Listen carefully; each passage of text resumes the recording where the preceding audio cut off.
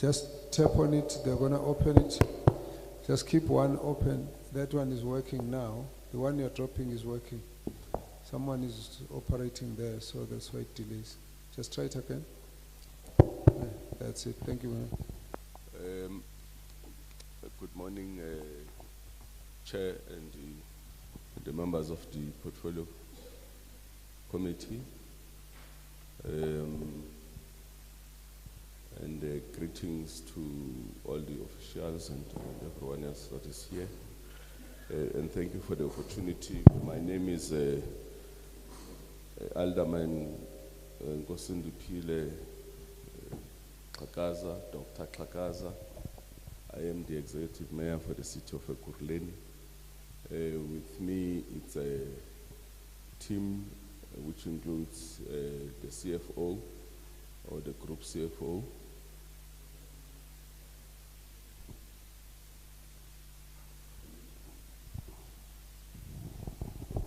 Good morning. We just want each one to introduce themselves, then we'll come back to you, Mayor, to take up the issue again. Good morning, Chairperson. Good morning, MEC, MMCs. Good morning, Executive Mayor, members of the committee. My name is Pagamile Bengashe. I'm the Head of Department for Communications in the City of Ekurhuleni. Morning, Chair, and morning, committee members. My name is Kariso Rutla. I'm the Group Chief Financial Officer and also the Acting City Manager. Thank you. Good morning, Chair.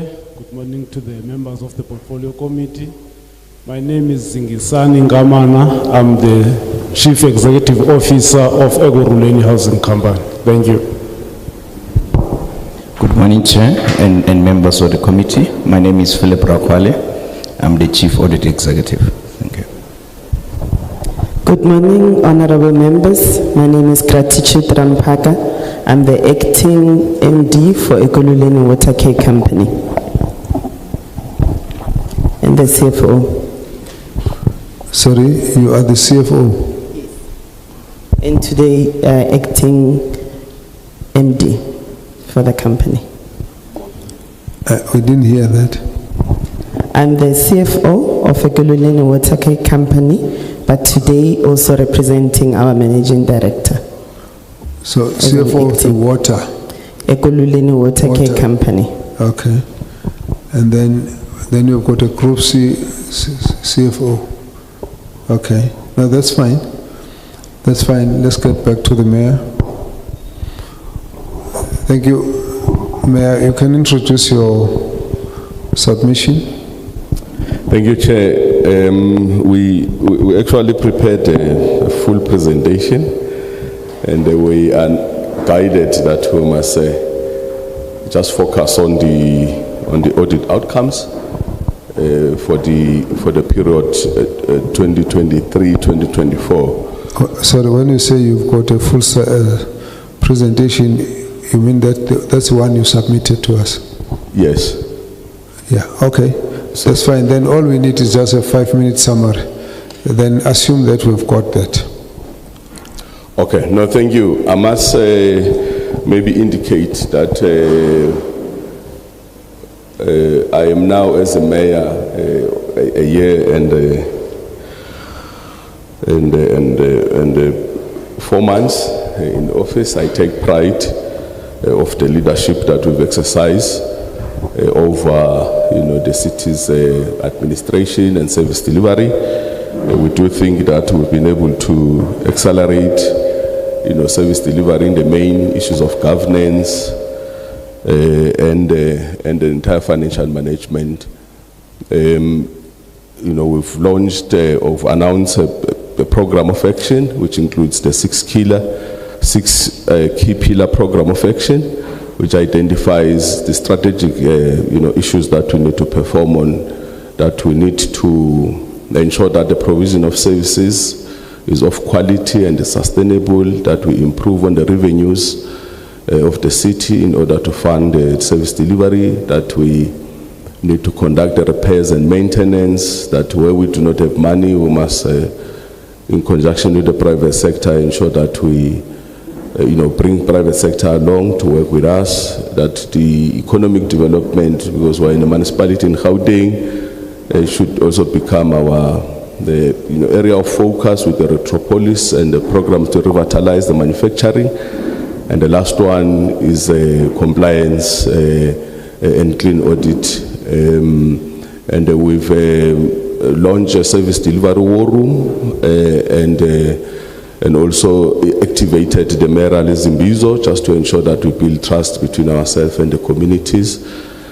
Turning to the issue of the audit outcome, we must indicate that the city has maintained an unqualified audit opinion, and that the three critical areas that the AG normally look at, which includes the quality of the financial statements, were clean.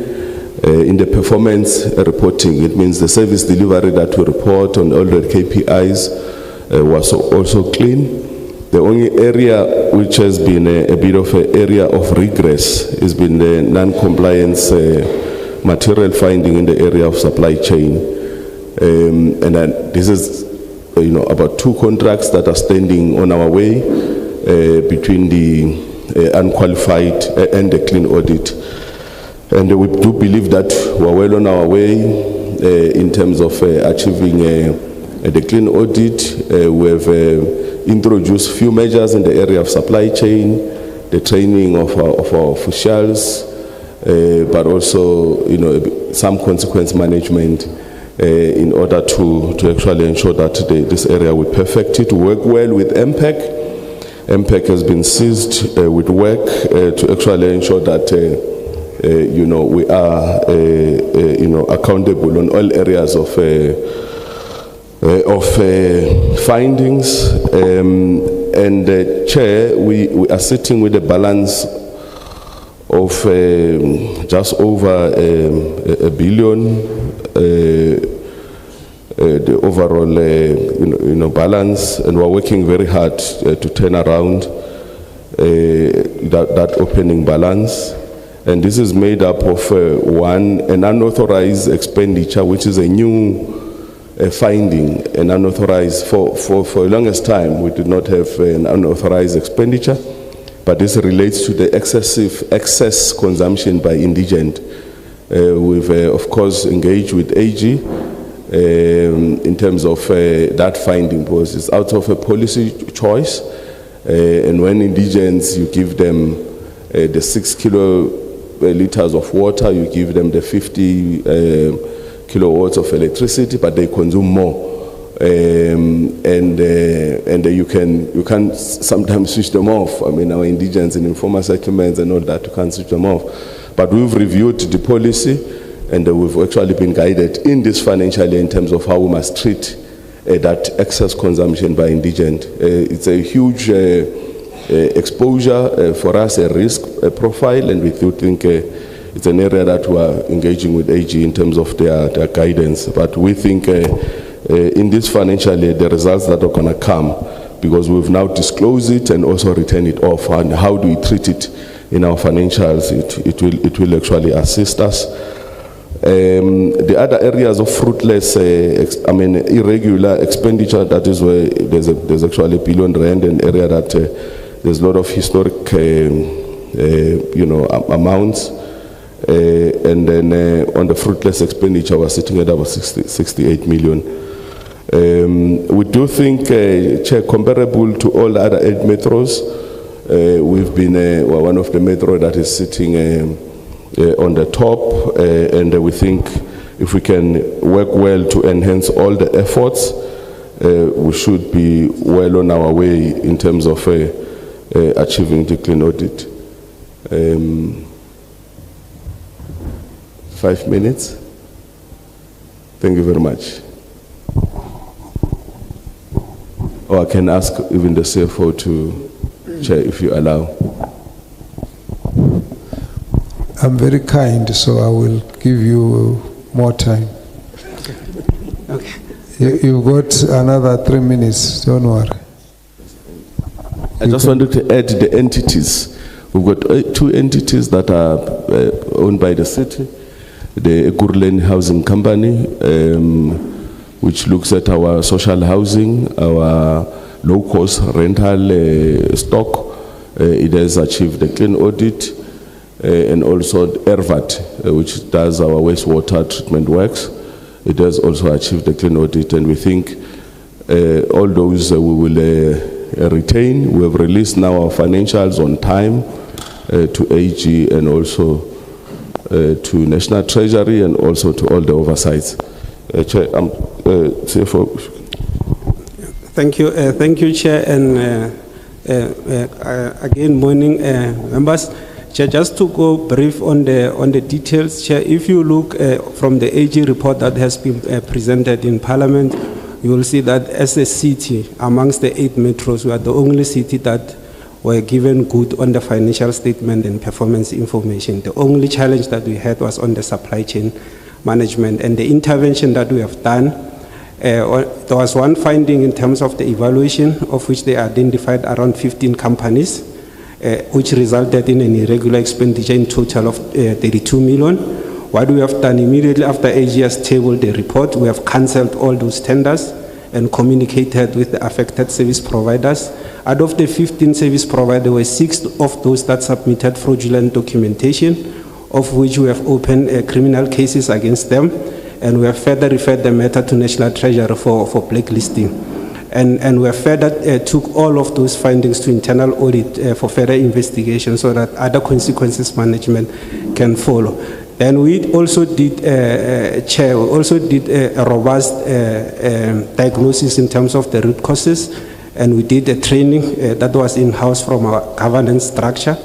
We also did a review of all supply chain committee members, looked at their non-performance, looked at the capacity challenges, and we have augmented those issues.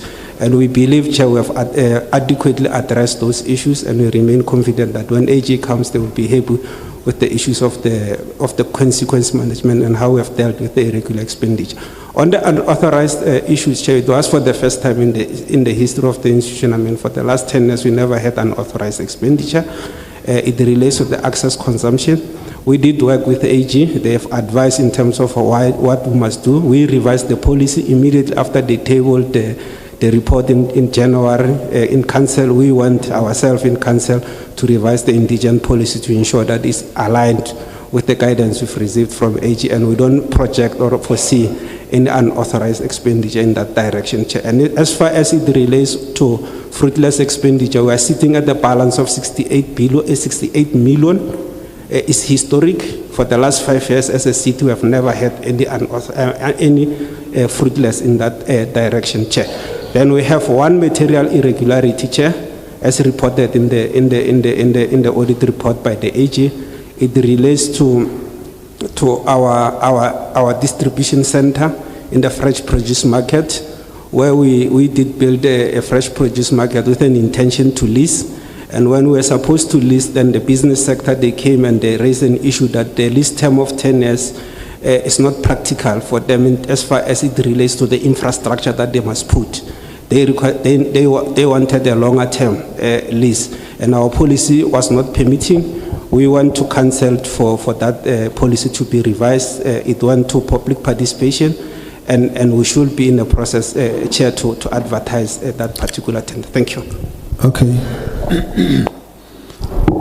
Between yourself and the mic, there's one of you is soft, so we're going to be hearing from you a lot. I just want them to adjust the mic properly so we can always hear. Just test this mic again. Some of the... Let's try. Chair, Yes. is it fine now? That's better. Thank you. Yeah, I think we must stick to that one. Okay. Yeah, thank you. Switch the other one off. I think it's a much better mic. All right, thank you very much.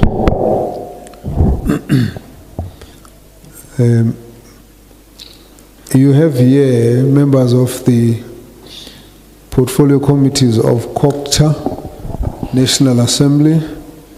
You got members of the SCOPA from National Assembly. You got members of the Standing Committee on the Auditor General. So we are here on an oversight visit, joint oversight visit of these 3 committees. we're basically looking at two issues. The functionality and service delivery issues in the municipality. On the one side, we're also looking at the audit outcomes. So our conversation will be quite wide-ranging, with a strong emphasis on the Auditor General's report, and then we'll be talking about everything else in the municipality. You've given us your outline, you submitted some of the information. The members have got specific areas that they need clarification on, and that's the nature of the engagement. So if we ask questions, we will direct to you, you will decide who should answer, but we'll try and keep it flowing so that we request you to do very direct responses. We'll get questions, one or two will be asked to you, and then you'll respond, and then you'll go back. We won't give you like 15 people at the same time. We'll give you 1 or 2, 3, whatever, then you will respond. What we want to request you is try and be very brief, concise, and straight to the point. If we think you're wandering away, we'll stop you. So just please understand that we're not looking for a general address and broad policies. We just want facts on a specific matter that is being raised. That's really the approach for today. And all the members here have got specific issues that they need clarification. Sometimes they might indicate whether they are satisfied with the answer or not. And if they are not, we'll have to ask you to redo that again. But let's try and focus who has the best information to focus on it. We have the MEC here. The idea is that we have a joint accountability platform which we are putting for national, provincial, and of course yourself as local. So we'll emerge with a common set of issues of interest, things you will do that the MEC will monitor and we will receive reports about. And at the end, we hope that we'll be able to get regular interaction. We don't have good attendance from the provincial leadership. I still don't quite know why, but what we will be hoping for is that some of the things that we're discussing here will be taken forward by the provincial legislature. Of course, we'll be working together with the MEC all the way.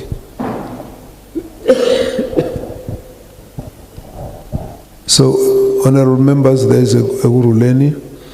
May we then start? Let's look at hands of interest.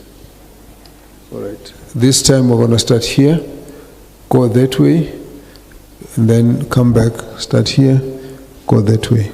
I've noted the hands. Thank you. So, Honorable Direko. Thank you, Chair. Greetings to the colleagues from Parliament and municipalities. My name is Tikiledi Direko and I'm a member of COCTA committee. I have one question, in fact, 2 questions, Chair.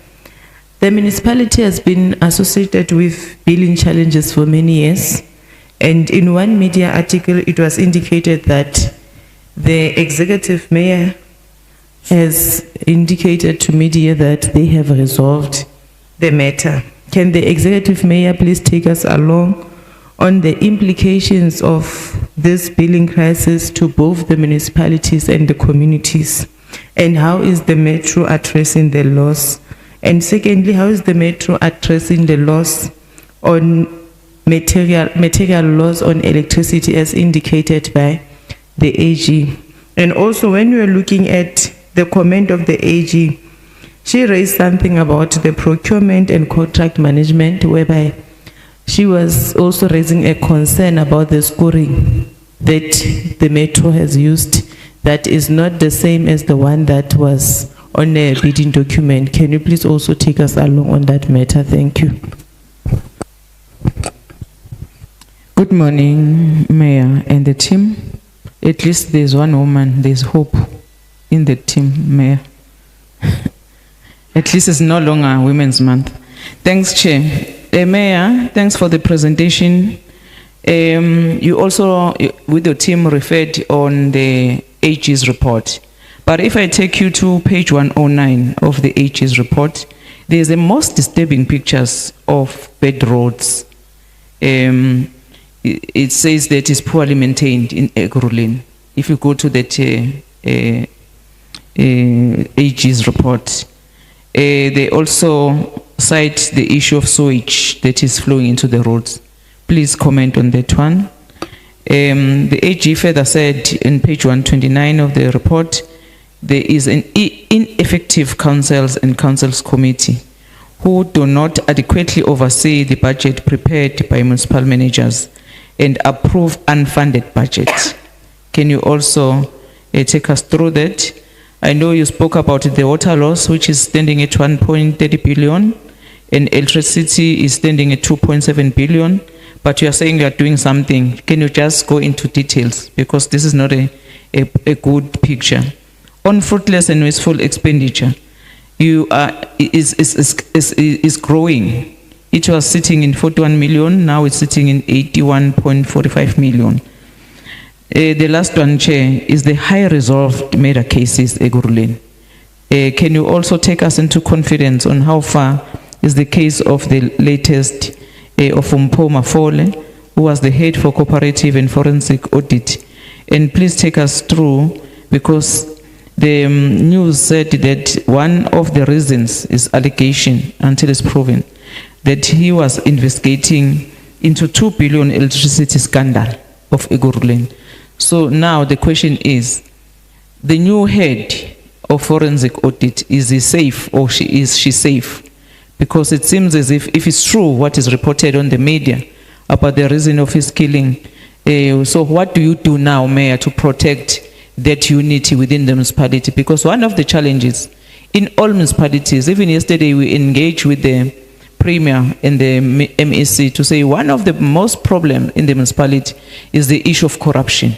That's why we have this crisis, no service delivery, people are suffering. There is money, we are collecting revenue, but corruption. So what do you do in the municipality to curb corruption? Thanks, Chair.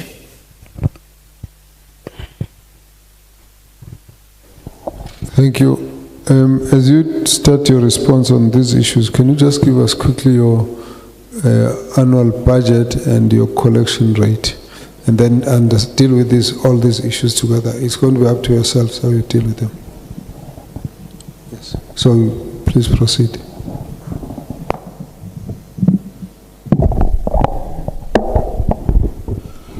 No, thank you, Chair. Our annual budget, the current budget is 68 billion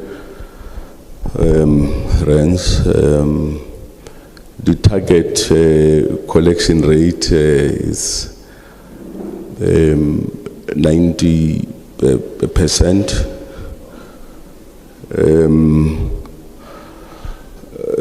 Which, you know, from time to time we sit at about 92% of collection.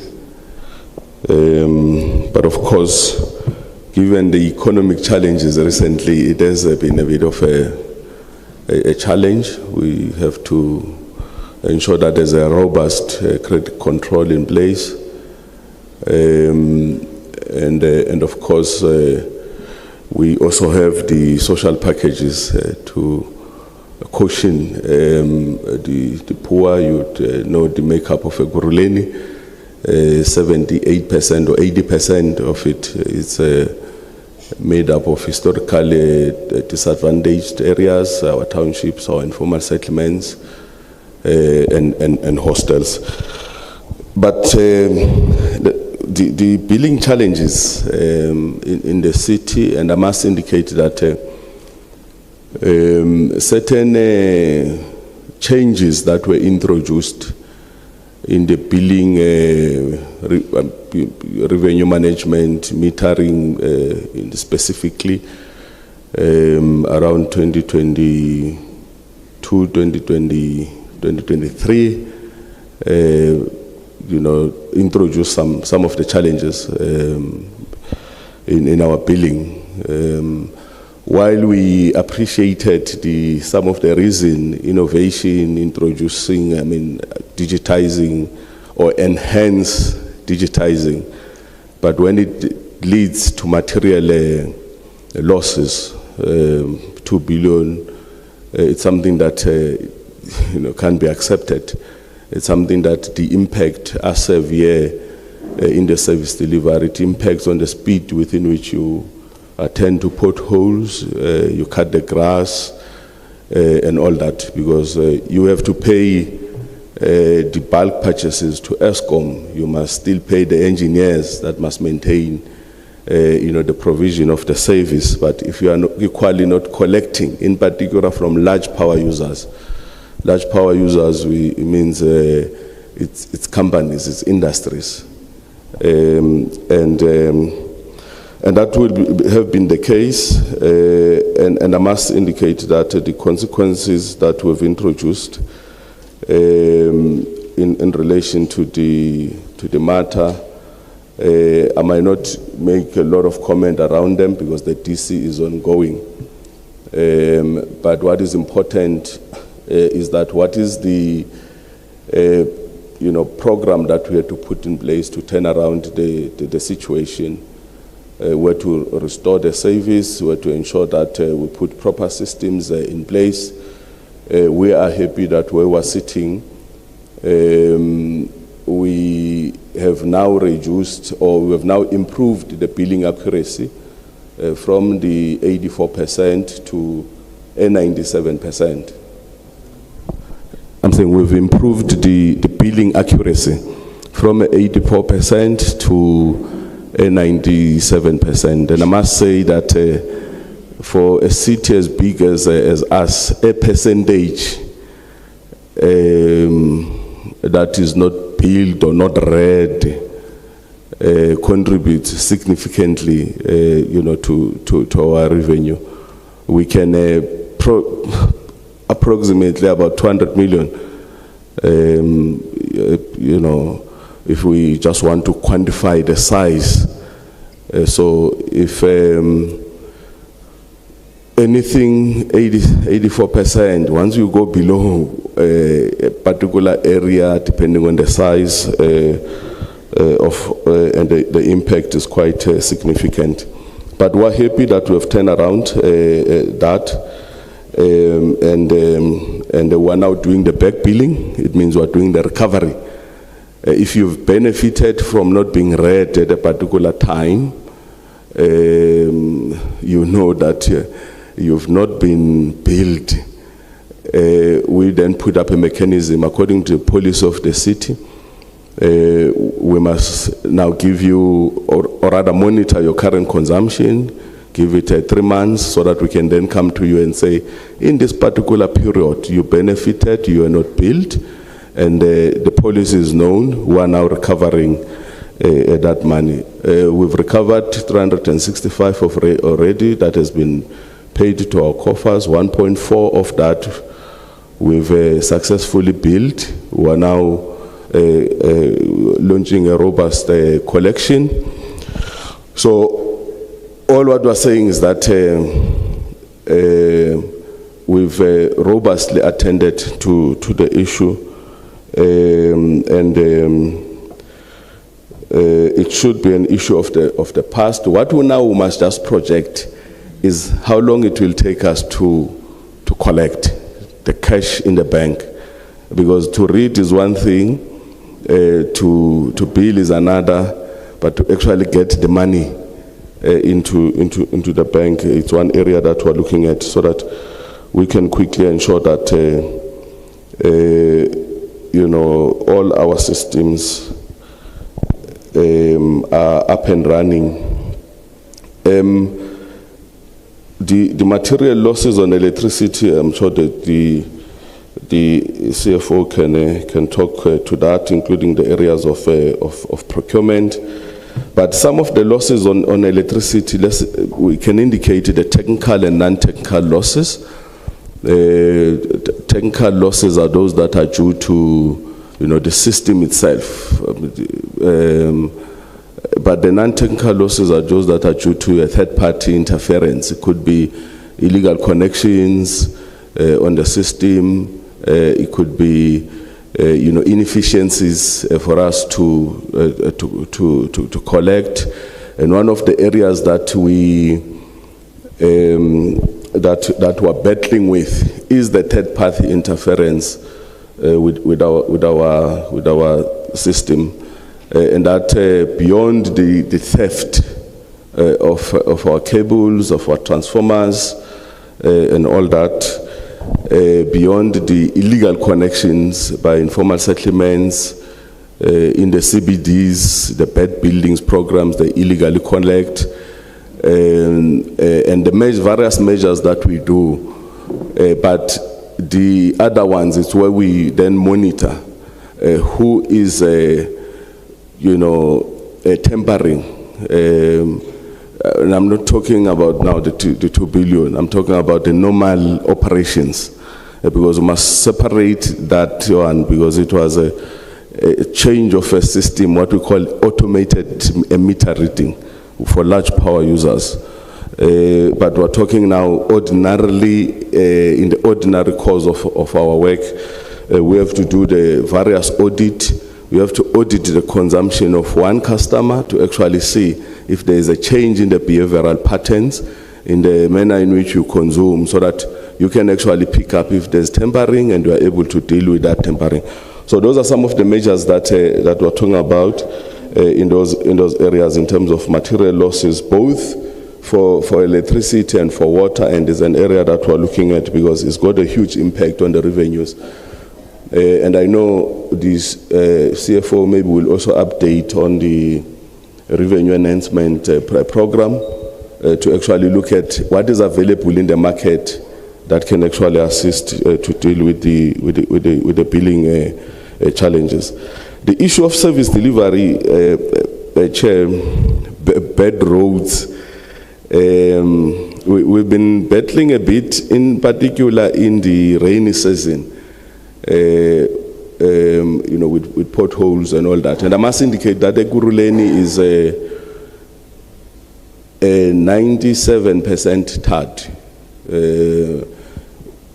If you go to across, it's fully tarred, but some of the townships in the east where we're still battling, so we focus there on the east in terms of building the tar roads. But when it's a rainy season, we've been struggling a bit to actually ensure that we patch and then we rehabilitate those roads. One of the things that has contributed in the past is because we also rely on the external services, to get a tender to actually assist us. So that appointment was a bit delayed, but we're happy now that the tender is in place. We've actually been able to recover on that program. And I've indicated, Chair, that the service delivery outreach and the service delivery Fridays is one way that we use to actually ensure that that which is reported, we go there as the mayor. Even now, when I come out of here, we're going to Jimiston. It's a service delivery outreach.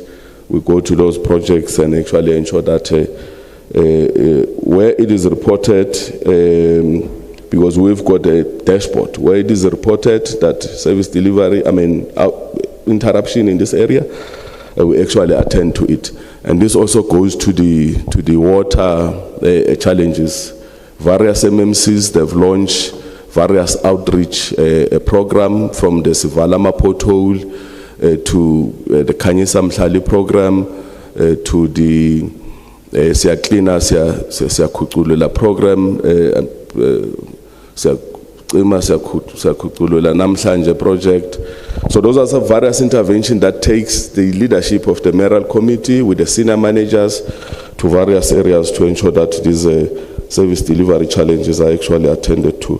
So we have, Chair, effective council. We've got a robust council. It's stable, including all the oversight committees. We've got separation of powers. The executive, we've got about 18, there's a number that is reported in a page, 1679 committees, but also standing committees, which includes MPEC, quite effective, and that is why we've been able to reduce, opening balance in terms of irregular and fruitless expenditures, and ensure that there's consequences, including, Chair, our budget has always been unfunded. We've got letters to confirm this.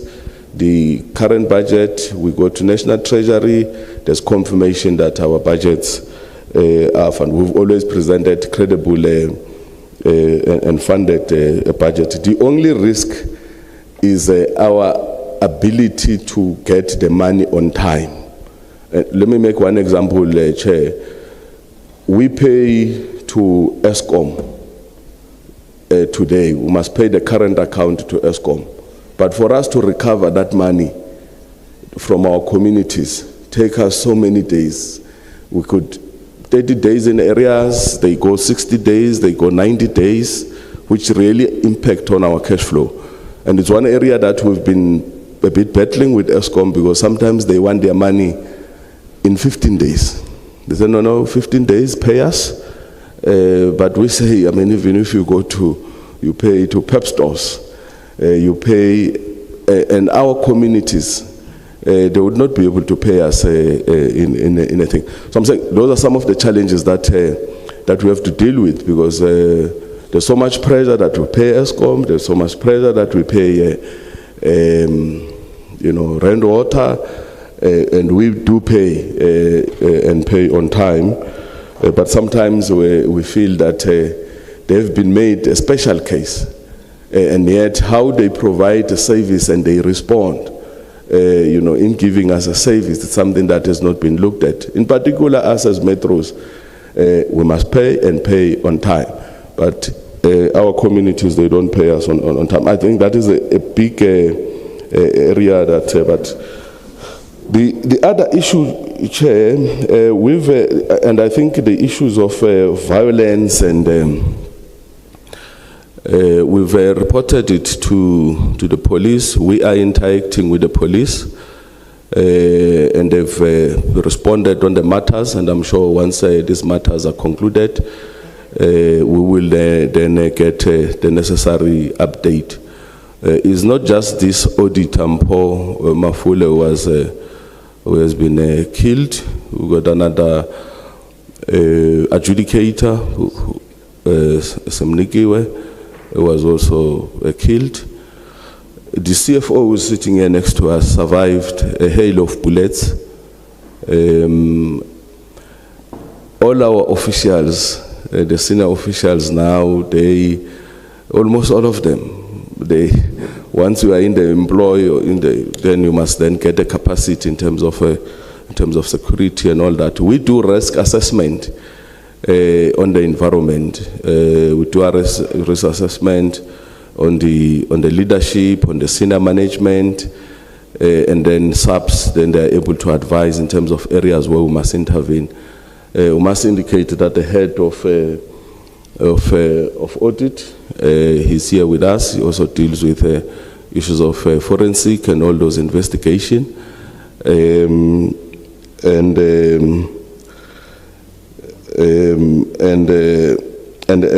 they are then afforded the protection. Our EMPD, they actually add that capacity to ensure that they are protected. But what we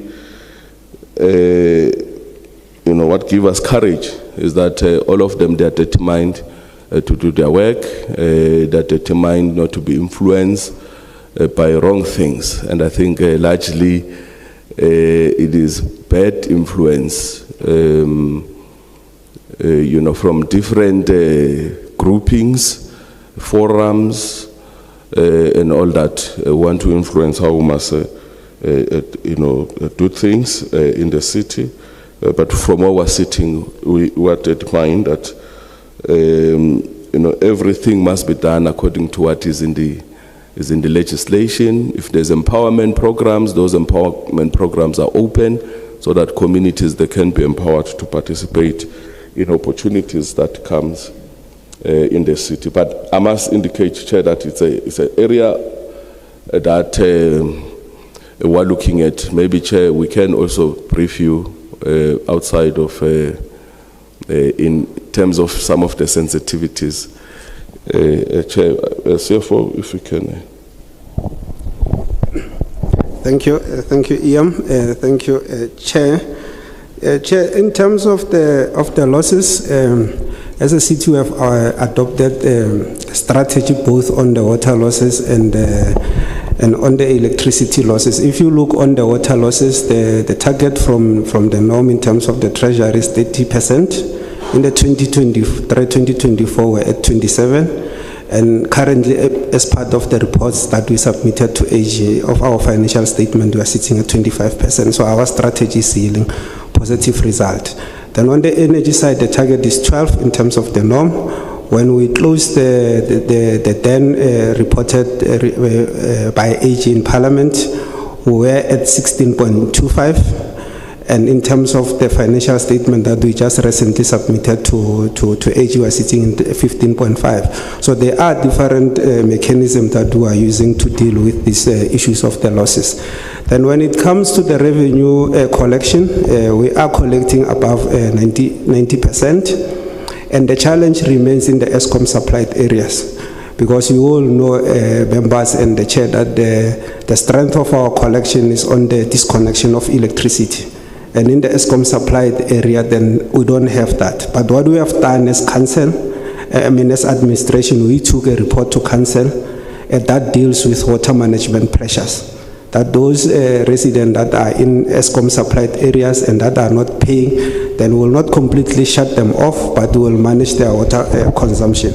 Then when it comes to the issues of revenue, we have taken upon ourselves that the traditional revenue are no longer assisting the institution. We need to look at innovation in terms of how we expand the revenue base of the city. And we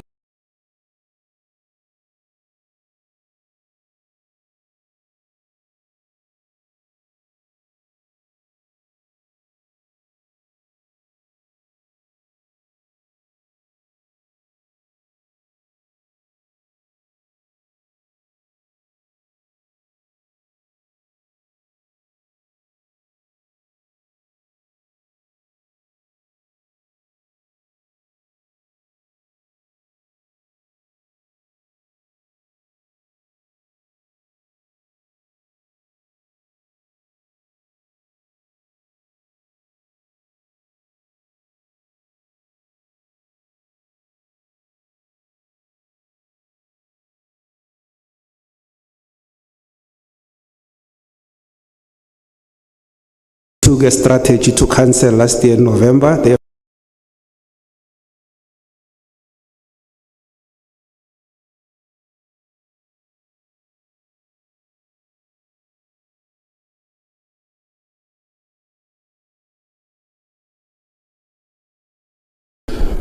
2.4 billion rand is revenues at risk. I just missed what is the cause of the risk. Okay, thanks, Chair. So Chair, what we did, we did take a strategy to council to identify innovation and additional revenue outside the traditional revenue, of which traditional, you'll know, is the property raise supply. So we projected 2.4 billion in the current year. What do we mean when we said at risk, Chair, is that we are appointing service providers. So it means if you don't generate any revenue to the institution, you don't get paid anything. So we pay based on your strength of what you generate to the city, based on the profit sharing that you will have put on your proposal. For example, in your proposal, you will say, I will bring 500 million to the institution, and on the 500 million that I'm bringing, I want 30% or I want 20%. That is how it works. So if you don't bring 500, you bring 0. You don't get paid. So that's why I'm saying it's at risk. So we have transferred the entire risk to the service providers that, because they demonstrated, they said they have capacity, then they must generate those revenue. That is what I mean when I said at risk, Chair. So that 2.4 billion, the city has not budgeted any related expenditure for it, because we will only pay based on what they generate to the institution, Chair.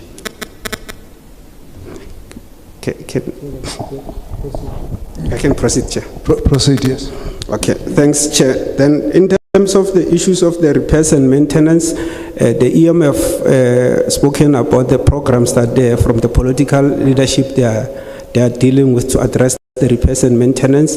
And from administration, what we have done from the previous financial year, the budget was, which is the financial year that we have submitted to the AG, end of August, it was 3.1 billion. We have increased that amount to 3.5 billion. So this is to deal with the entire service delivery challenges in the city. It includes the roads, it includes the electricity and others, Chair. And Chair, as far as it relates to that, the comment maybe from the AG, it might have sufficed from the access consumption that resulted in the city having unauthorized expenditure. But if you recall, remember yesterday from the MEC level, it indicate as far as it relates to the metros or municipalities that had their budget funded, Ekurhuleni was part of those that they indicated that our budget are funded. I think, Chair, we did our best to respond to the question. Thank you. So that 2 billion rand you're talking about, 2.4, were you answering the question? No, I think, Chair, we were just expanding in terms of revenue management, that the over and above the 68 billion, because you did ask what is the size of our organization in terms of revenue. So we did indicate that it was 68 billion, but I then requested the CFO to expand in terms of what are other initiatives that we have, because the traditional revenue streams are under pressure, electricity, where we used to get a bit of extra money. NERSA approves what they approve and increases to ESCOM, and what we can get from communities continues to shrink. We've got other unfunded mandates that we used to carry, or pressures from communities. So just to demonstrate, Chair, that we are working, even looking at extra sources to raise our revenue, Chair. If you allow, if Paki can come in just to give a report in terms of our spending on the repairs and maintenance and also CAPEX. Thank you, Chair. Thank you, members. Thank you, Executive Mayor. Just a brief report that we can report that in the previous financial year, 99% of the CAPEX was spent, and furthermore, 100% of OPEX was spent, ensuring that we are able to deliver services effectively. Thank you.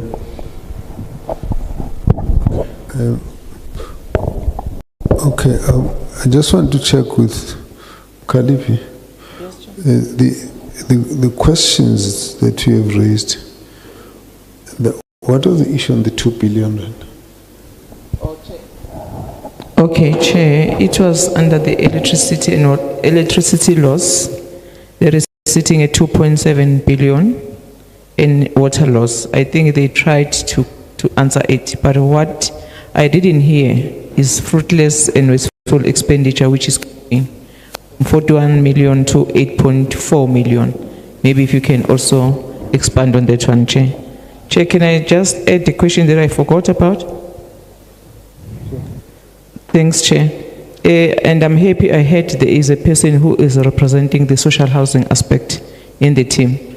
So now there is a case that has been reported to me a long time ago, is from Realticon, submission, Mayor, in 2023, to have the windmill park development included in restructuring zone. So now the matter is yet to be tabled in the council. My question is, why is taking too long? 23, 24 is towards 25 now for the item to be presented in the council. I don't know if you are aware about it. I can share the details later. Please proceed.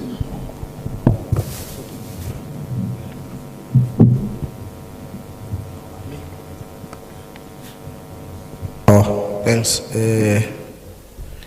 Good morning to my colleagues, the city of Rulele.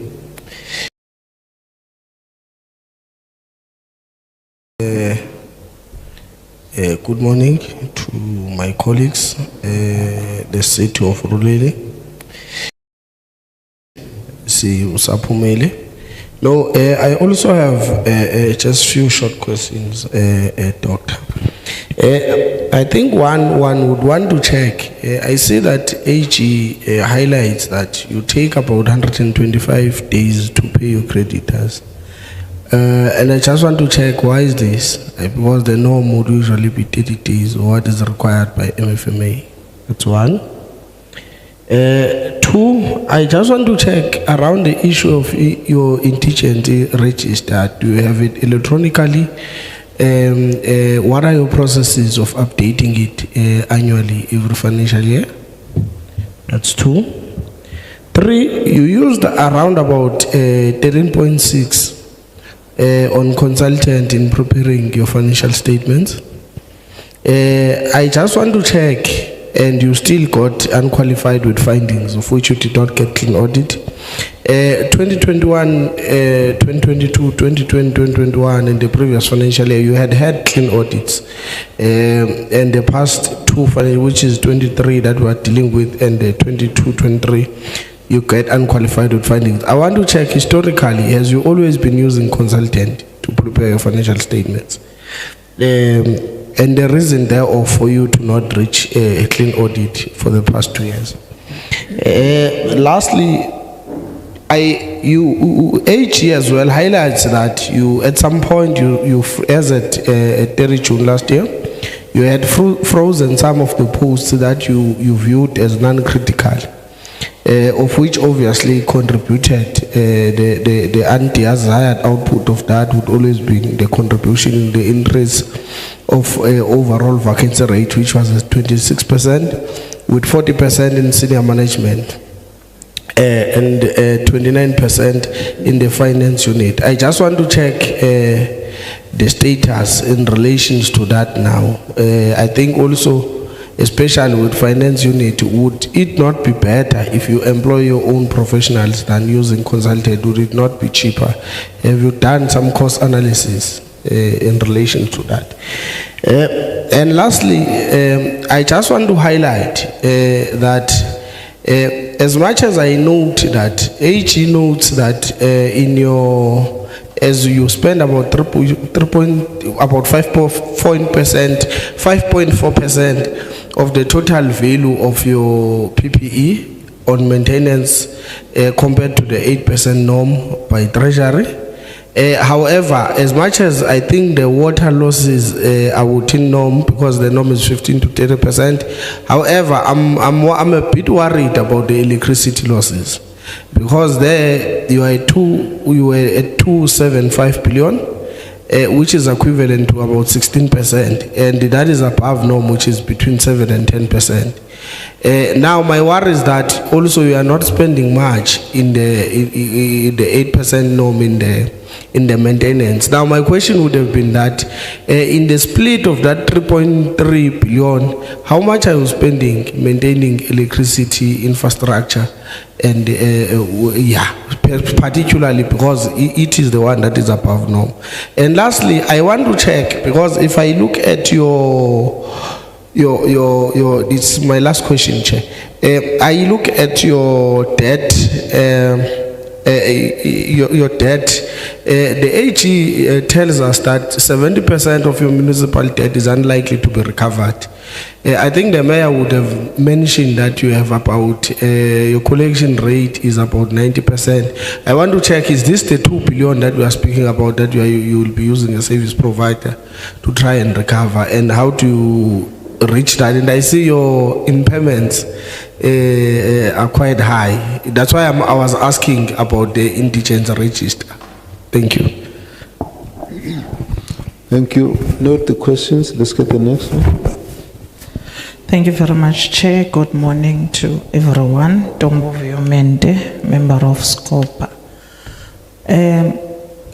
Chair, I want to just add also on the questions that my colleague have touched on, in particular in the loss of electricity. You are explaining the reasons, but here where I get a problem is when we do not get an expanded list of who exactly we're talking about, because the loss of electricity is mostly attributed to household, which is a very skewed narrative, because big businesses are taking electricity illegally. They are not paying, you don't shut them down. Can we get a list of who exactly is consuming this electricity in Ekurhuleni, and what are we doing to make sure that they are all paying? Because households are not even 30% of what we're losing. It's the big businesses that are hiding somewhere. And what are the monitoring tools or mechanisms that you have in place in order to make sure that who's consuming where? The next one also that I need more expansion on is on consequences.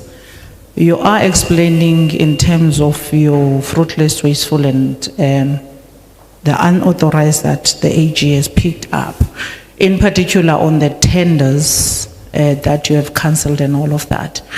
But I'm not hearing what happened to the enablers. Yes, I hear you on blacklisting of companies and everyone, but those companies' documents, they didn't just fly into your office. They didn't get into your system on their own. Someone enabled the environment.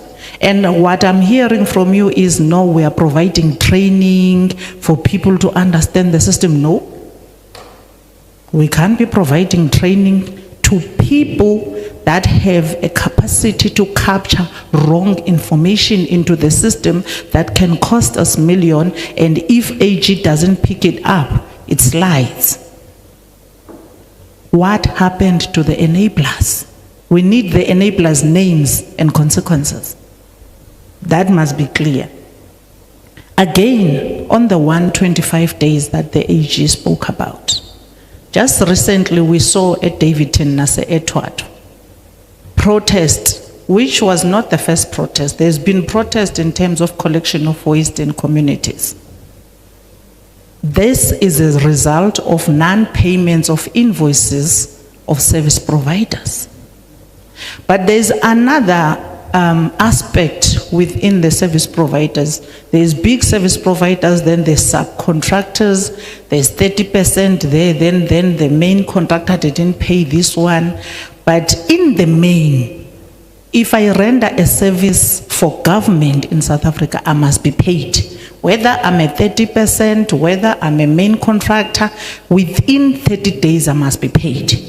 Let's get an explanation as to why are we having waste department not being attended to in terms of payments of invoices for the service providers that must collect waste.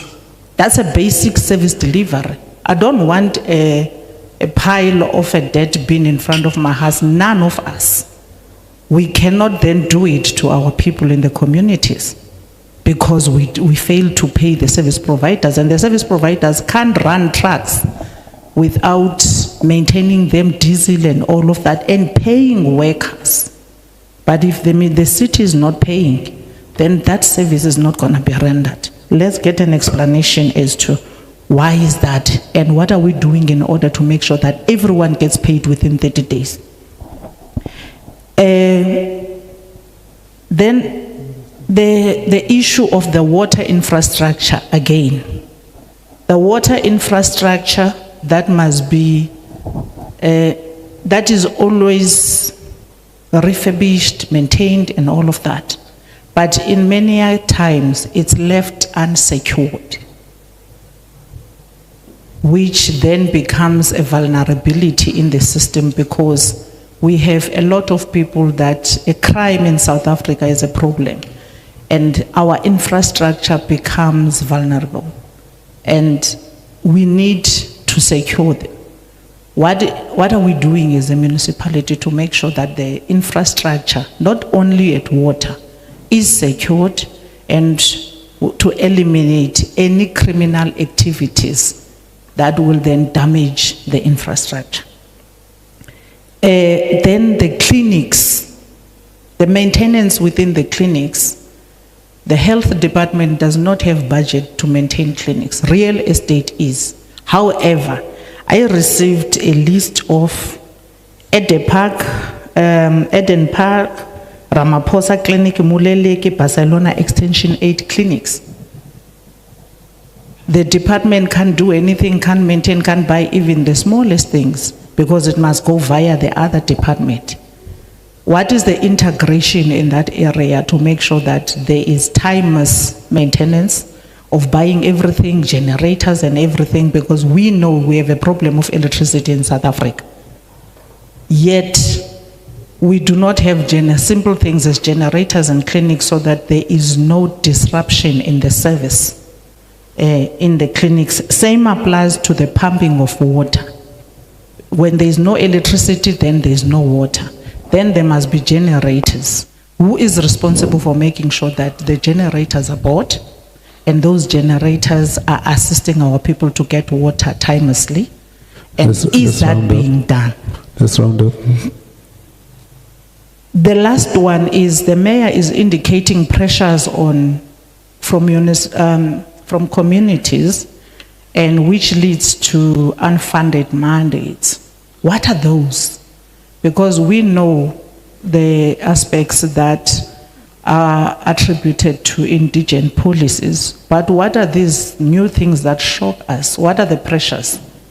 What are we talking about exactly? Because we can't come out of here and say, no, we have dealt with why there are unfunded mandates. Let's get it clear as to what is it exactly? What are the items that lead to unfunded mandates? And these are the pressures from our communities, which leads to the municipality having to adopt a resolution on unfunded mandates. Thank you, Chair. Let's have the responses.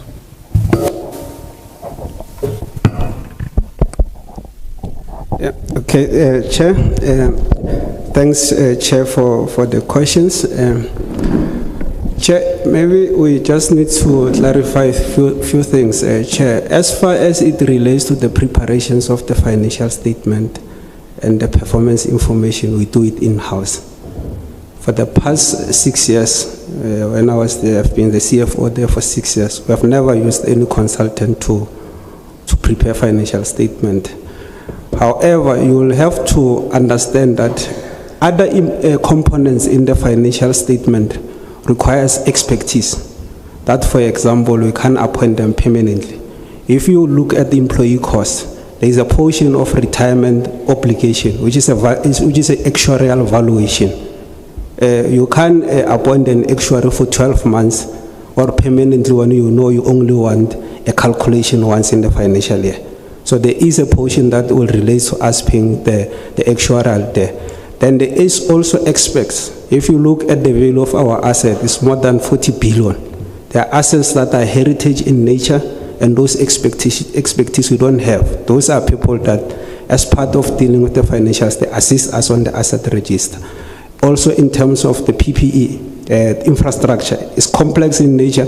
Those is where consultants are used. But as part of the financial statement, everything that relates to the financial statement, we do it in-house, Chair. We are not assisted by anyone. We go to audit committee to present it ourselves, Chair, and AG can affirm. And for 6 years, Chair, we have not received any material findings on our financial statement and performance information. The reason why we have not received clean audit is one paragraph on the supply chain, Chair. That is one issue, Chair, I think we should clarify. Obviously, Chair and members of portfolio of committee, you will understand that local government, one of the issues we must deal with is the funding of the local government. because our budget is not appropriated like province. Our budget is based on the strength of our collection. So as and when you implement the budget, there are certain governance issues that you have to analyze and assess.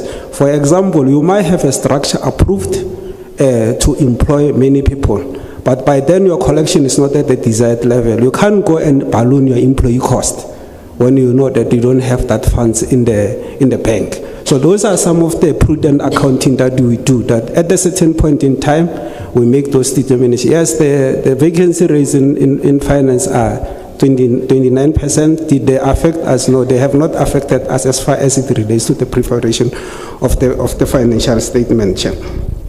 Then the other issue that, Chair, and we, even the MECs yesterday, they did speak about is the issues that relates to IGR processes, Chair. You all know that clinics are unfunded mandate. As a city currently, we are carrying 1.6 billion that we from our own monies that we collect, that we are paying staff that are actively involved there, and it's a matter that is sitting before province to assist us, either with funding or with taking that function to the province. And the issues, Chair, of why certain budgets are put in certain departments. Budget follows technical expertise.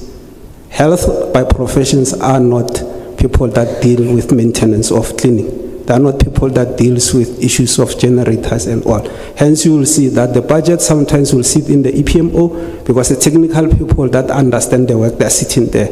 And sometimes it will sit in the real estate because the technical people are sitting there. So budget follows the expertise. It will be difficult to put nurses and professionals to say, go and manage maintenance. Equally so even in finance. I'm a chartered accountant. I can't be responsible to be fixing blockages of sewer and all. It's not my expertise. It resides in the space of energies and of water. So hence we always make sure that budget must follow expertise so that you don't have these particular challenges. Then, Chair, when you look at the energy, we did talk about the losses on the water, the strategy, and I think even in the province they did adopt it because it's yielding fruits in terms of dealing with the losses. And equally so, when you go to the energy, I've also provided the trend that when AG presented, they were 16, and it's the figure you have referred to of 16.25. In terms of the financial statement that we have submitted to AG, we are sitting at 15.5. So the strategy is yielding, and it's also backed in terms of the finances. You asked the question, what are, in terms of the 3.5 billion that we have put as a repair maintenance, what is the biggest portion? The biggest portion is on the electricity. It's 1.4 billion that we put there. And we are putting it there because electricity in our space contributes the biggest stream of revenue. And for us from finances, that for us to be able to generate revenue, we want reliable distribution of electricity. Any disruption in that, it affects the finances of the city. Hence, the budget will always follow the department that generate the revenue. Then the issues of meter management. And how do we deal with this to ensure that the big role players, we can provide the entire list of our clients, but we have around 14,000 meters that contribute 65% of our revenue in the institution. And to an extent, even though there are DC issues, like the EMF indicated, that we don't want to go into detail about the 2 billion, because we still have a responsibility to protect the relationship between the employer and the employee that are subjected in the DC. But that is an automated system that deals with the 14,000 issues. To make sure that on a daily basis, the energy people as expect in that field, they must assess and ensure that there isn't any tampering on that, whether those functions are working.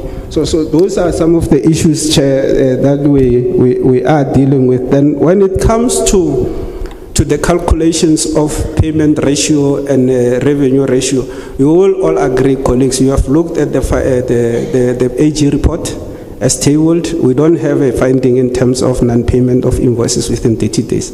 The section 65 finding we don't have. And our target as far as relating to the payment, it remains 80% of all invoices must be paid within within 30 days. The responsibility of finance is to ensure that we pay valid invoices, as much as we are time bound. But if there are issues that we are not comfortable, we send them back to the department for them to correct. Because when AG comes, as a CFO, I take full responsibility of all the figures that are sitting there. So there will be those challenges that are coming as far as it relates to review of the documentation. But the other issue that colleagues who must also indicate is that hence we came with the strategy of dealing with the additional revenue stream, is that payments is also subjected to the liquidity positions of the municipalities. So when people are not paying, it has a potential to affect ourselves as far as it relates. Hence, we've prioritized the issues of credit control. We have prioritized the issues of also asking the leadership office to assist us in terms of the awareness and all of that.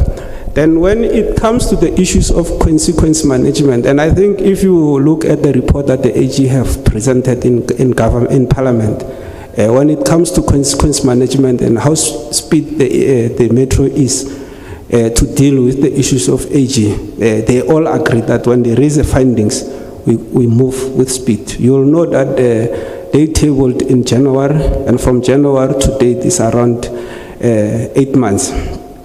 So we have already dealt with the issues of termination of the tenders, which is we have already reported to Treasury. We have done training, we have done everything. But when it comes to the consequence management, as far as it relates either to the bid evaluation committee members or the individual, those issues as part of us going to the MPEC, because the law required us that the report must be subjected to the MPEC. The MPEC instructed the head of internal audit to go and do the forensic. So we are awaiting all of those forensic reports so that we can, as part of us going on the DC, to be able, because fortunately our own internal audit, they are able to sit in the DC to, as I expect, to defend those findings. So the consequence management definitely will follow based on the reports there. I think I've tried to cover certain issues. Just one clarification, member, on the fruitless expenditure, we are sitting at 68 million, and it's a cumulative amount that comes from 5 years back. For the last 5 years, we have not had any fruitless. Then on the irregular expenditure, so the regular expenditure, colleagues, there will be 2 figures reported in 2 financial years, and I will explain it in this way. You know, AG tables in Jan.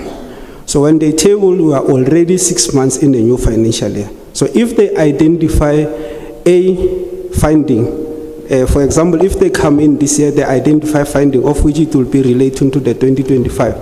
The consequences is that there is a potential that maybe already in the last 6 months, you will have made some payments. So that is the quantification you do. But in terms of reporting, because this spending relates to different financial years, then you will have to split those issues, but they relate to the same issues. So we have not increased as far as it relates to the number of instances of irregular expenditure. It's one thing, it's just that they were reported in the different financial years. When we gave the presentation format, you will see the split. It's the same issue, but we have closed as far as termination in that. As you round up, MM. However, before the executive mayor can respond, I need to indicate something. When you were responding to one of our questions, you said we must understand the nature of local government and the challenges associated with collection. And our answer is no, we are not going to understand that. When you look at, when some of us who are here, we've been in council, we've been accounting officers in local government. So the reason why I'm saying no, we're not going to understand is that when the council adopt the organogram of the institution, they adopt it with expectations that they are going to employ team of expertise who are going to turn around that institution. And that team of expertise is expected to turn around the condition of that institution, irrespective of the challenges that are there. That is why we're emphasizing on the importance of revenue enhancement strategy. Looking at the population of South Africa, we have SARS. SARS is able to collect with that number of people. And then you have your municipality who says, no, we can't collect because of our economy. You must make a plan. When you place a fish in a water, you are expecting that fish to swim. You can't be told about how big the ocean is. You can't be told how cold or hot the water is. You have to swim. So we are not going to take that. You are going to make sure that you enhance your revenue so that it can meet your expectations as the local government. I will now allow the executive mayor. Thank you. Yeah, no, thank you very much. I think that is why we have a robust credit control. Gali wagepa, when you must collect, streets get closed. When you switch off, people they took to the streets. But we remain firm because we must collect that which is due. Maybe let me start with the unfunded mandates. And indeed it's a pressure point because the legislation provides what municipalities must, what services do we provide to communities. We provide electricity, water, sanitation, waste. So there's a bit of a package of a list. But the expectation from our communities is that we provide. And often enough we're at loggerheads with the provincial government, including the national government to some extent. Just clinics, health is not a competence of municipal thing. But we pay about 1.6 billion rands to run clinics and there's no income for them. And with the reforms now, the National Treasury reforms, that says that which you get from electricity, ring fence it for electricity so that you reinvest it in the capacity to provide that service, including the sustainability. It means in the future we might not have an additional a bit of a surplus that we can use in other areas. In water, we're already struggling. That which we get from rainwater, we transport it to our communities. The cost is so much vis-a-vis that which we recover. And the waste, because those are the major areas where we get demand. Of course, rent, the rates are, I mean, we 68 billion budget, 9 billion come from the rates. Residents are already complaining. If we say they want to pay, everyone wants the value of the property to be higher so that when they sell, in their balance sheet, they are happy when the value is higher. But when we come with municipal charges on the basis of your property, people, they dispute, they fight. It's expensive to live in Ekurhuleni, it's expensive to do business and all that. But we must carry, I'm just relating some of the challenges, the pressure point to say, even if you look at the reforms, which we've embraced, we're already running with the reforms in terms of what needs to happen. However, it must be understood that in as much as we go with these reforms, the challenge is that we would not be able to carry some of this cost into the future. That's why we can now employ new nurses. There's about 97 clinics, and I think a small portion is taken over by the province already. Bigger numbers are still sitting with us. Now, to put medicine to actually and so forth, and I'm mentioning one, there's a problem of human settlements and hostels. And we are engaging with the province to say, we are expected to run, including national, we are expected to run with some of these services. Can And I was please just expanding on interject, sorry. Are you saying the clinics falls under the metro? We built the clinics over the years, state of the art. Of course, there's a SLA that was entered into. Please, for whatever that you do, you'd be able to recover. But what we recover after 1.6 billion, and I'm sure MEC in our local government turnaround, we've had this conversation, it's only less than 200 million. And we've got 1.4 billion that we must cover. So we are talking about unfunded mandates that we still carry in the area of human settlements, in the area of sports and recreation across. Youth, they expect us to come on board. And the pressures is that we can't be charging for some of this, but where do we get our money as a local government? We get our money from that which our communities pay. National government, provincial government, they don't have to struggle with to fight people that they must pay. You go to those who work, you collect, whom our communities are already contributing. But I'm sure it's a debate for another day, but we must register it when we say our communities, when you go to them, already they've been taxed. We must also collect what we must collect, but we're expected to offer across. As a mayor, communities, they want everything from you. And of course, there's DDM and all those platforms where we're expected to provide security. EMPD, the expanded of the metropolis is beyond just enforcing traffic enforcement, of which the money, it is still contested that we collect there.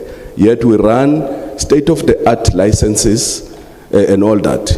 And what does National do? They bring only the paper, the face value, but we bring the people, we do the entire service. And but the money is contested, is taken away and all that.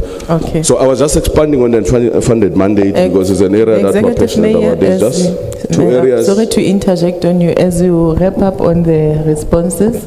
And there's also a question about the windmill park, which is also not answered. Yeah, there's a number of them. I've noted. Okay. I've noted them. I'm just going to try and run them quickly. The issues of repairs and maintenance, and I know the emphasis was on water. We are a champion in Gauteng, because we've been able to run a very robust water demand management and water conservation programs. We've reduced the water losses. We're now targeting to sit at below 25%. We're utilized by the minister. Our MEC leads that area quite well. But what does it mean? We still have challenges with water leaks, sewer blockages, which our communities, they expect us to attend to them. And we must indicate that the money that we spend now on repairs and maintenance, we're sitting at 6% now, 6.5%. So the target, National Treasury set it at 8%, but we've been able to increase it now with another 400 million, including the electricity issues. 12% is the target, but because of some of these challenges, it has taken up to about 15%. But I must indicate why we're saying it has been resolved now, because we've been able to reduce the losses from 29%, if you look year on year. That financial year, when we started to uncover this problem, and in this financial year, the results that we just released were sitting at 15%. So we're well on our way. With the Q1, Q2 results, we're certain that would have turned around the corner in that area. The issue of vacancies, we've got competent HODs.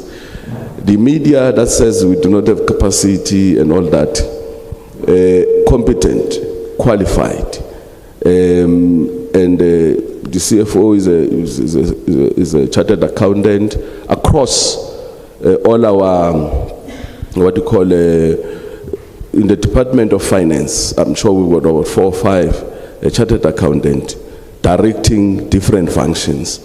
the engineers, competent engineers. I mean, some of the media just recently, when we employ Dr. Stephen Gobeni as a head of human settlements, quite competent, but someone writes that we are not employing competent people.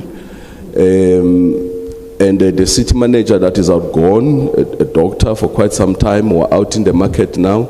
We're finalizing the process to acquire a new city manager. The institutional review, COGTA says to us, there is an institutional review, which is a directive, which we've done so well. So it meant that at a particular time, we must observe the process to finalize the institutional review. We've been able to reduce our departments from 23 to about 13. Now, you can't then, at that period, when we are busy with that institutional review, still be expected to fill up that post. For instance, roads and transport, we had to put them together, match them, and create one department. And it's an instruction from COGTA. It's a directive that we think we've done it so well. But of course, it meant that there will be a delay, because you must wait for this one's contract and that one's contract, because we've been running on contract regime for quite some time. It comes also this thing of saying permanence, where we are expected to permanent the HODs. But how do you permanent them while you are not observing this transition? That you must finalize the institutional review, but we must also look at what is it that we cannot permanent a person today. Tomorrow you are expected to actually save in terms of having the many departments.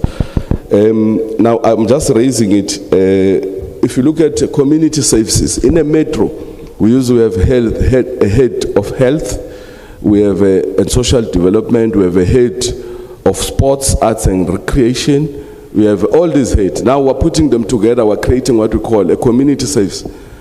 Now it's a new thing in a metro because it's quite a complex municipality. In a smaller municipality, it's easy to put this expertise and that expertise and produce one function.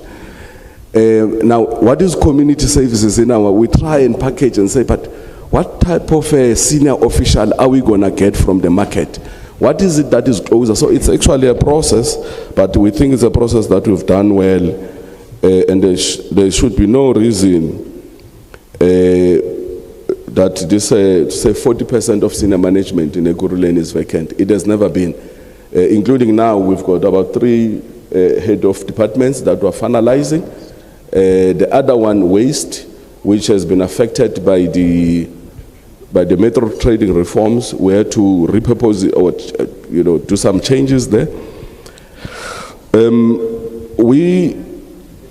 The reason for non-achievement of clean audit in 2023, 2024,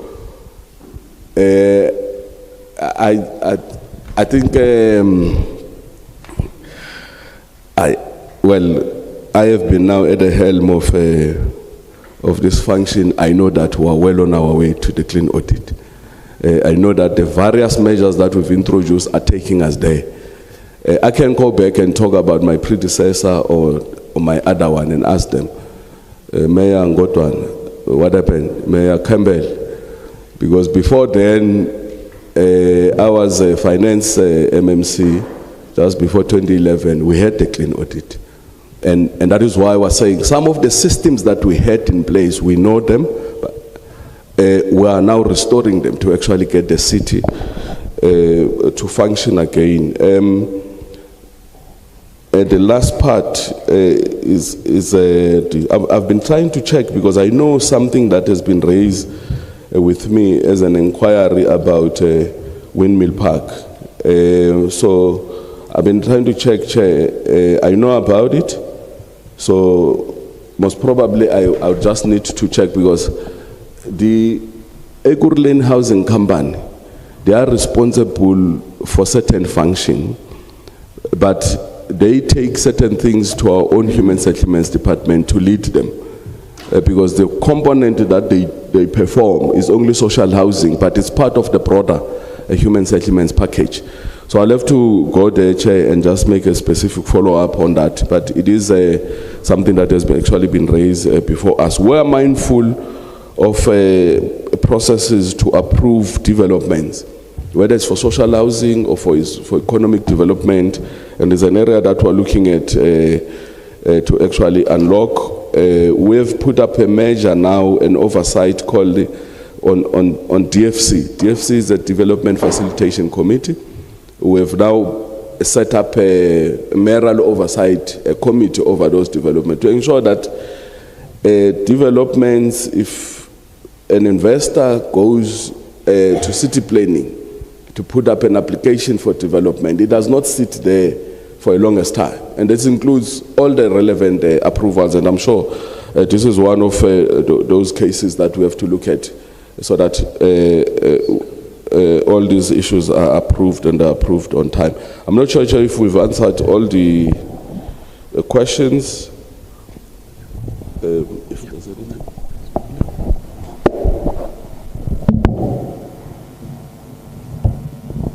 Yeah. Okay, you want to finish off? Yes, yes.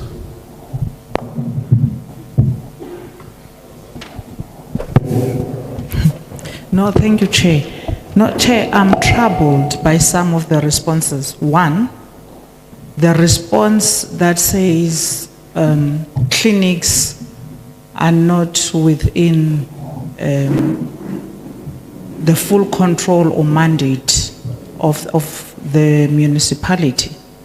Yet they have built the clinics and they even hire staff.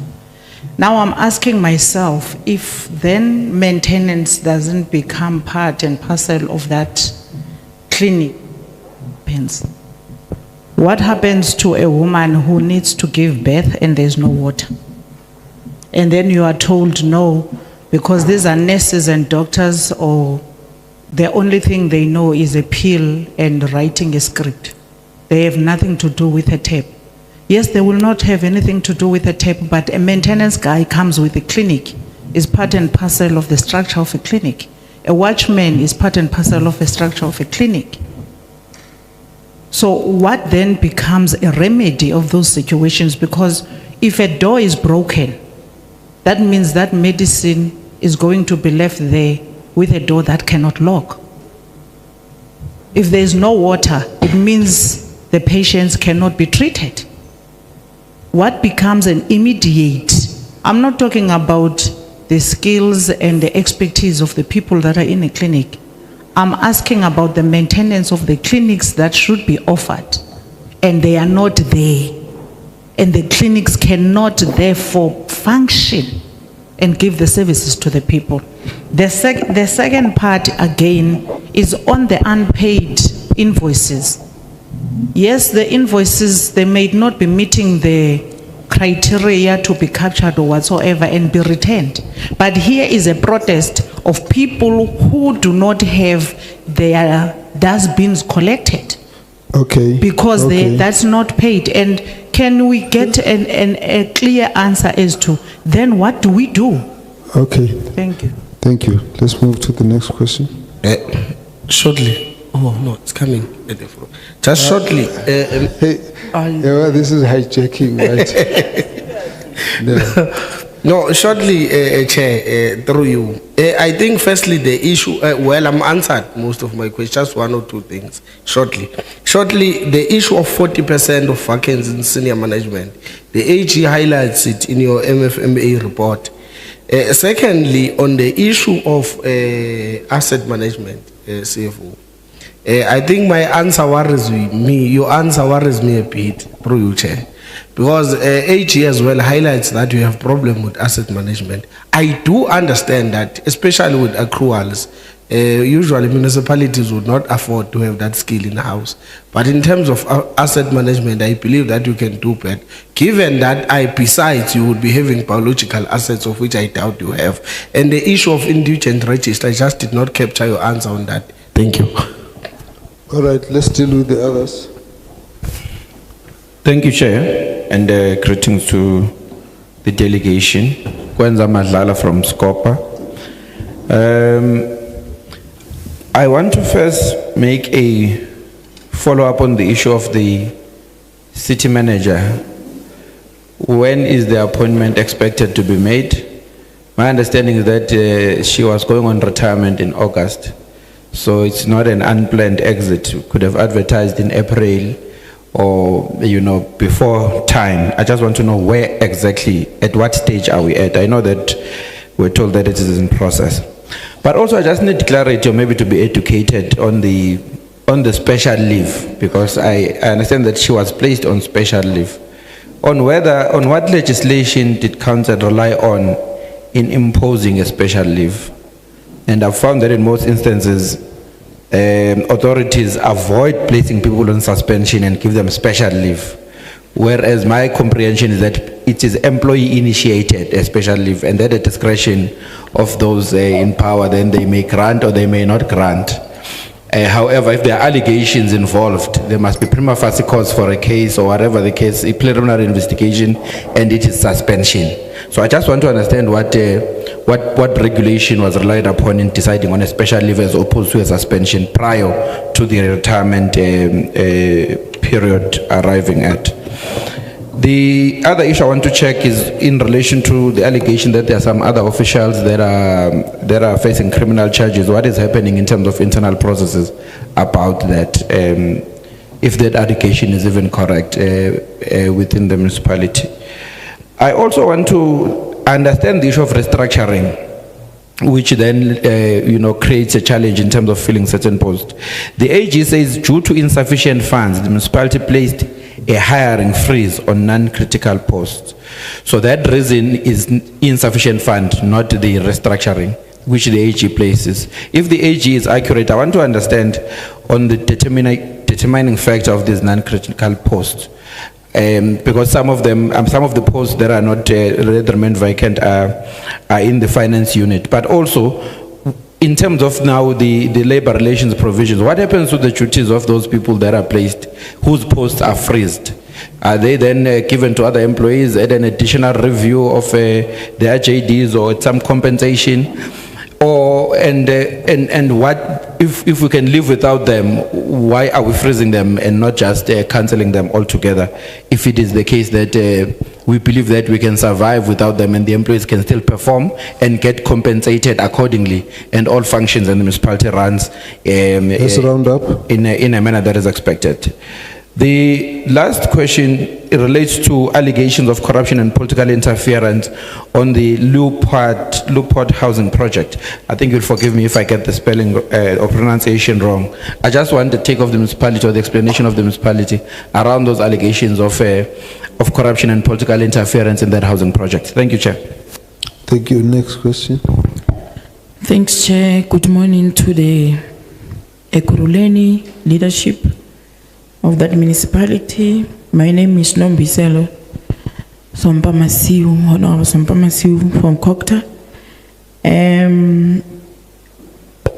My question will go to the MM and the mayor.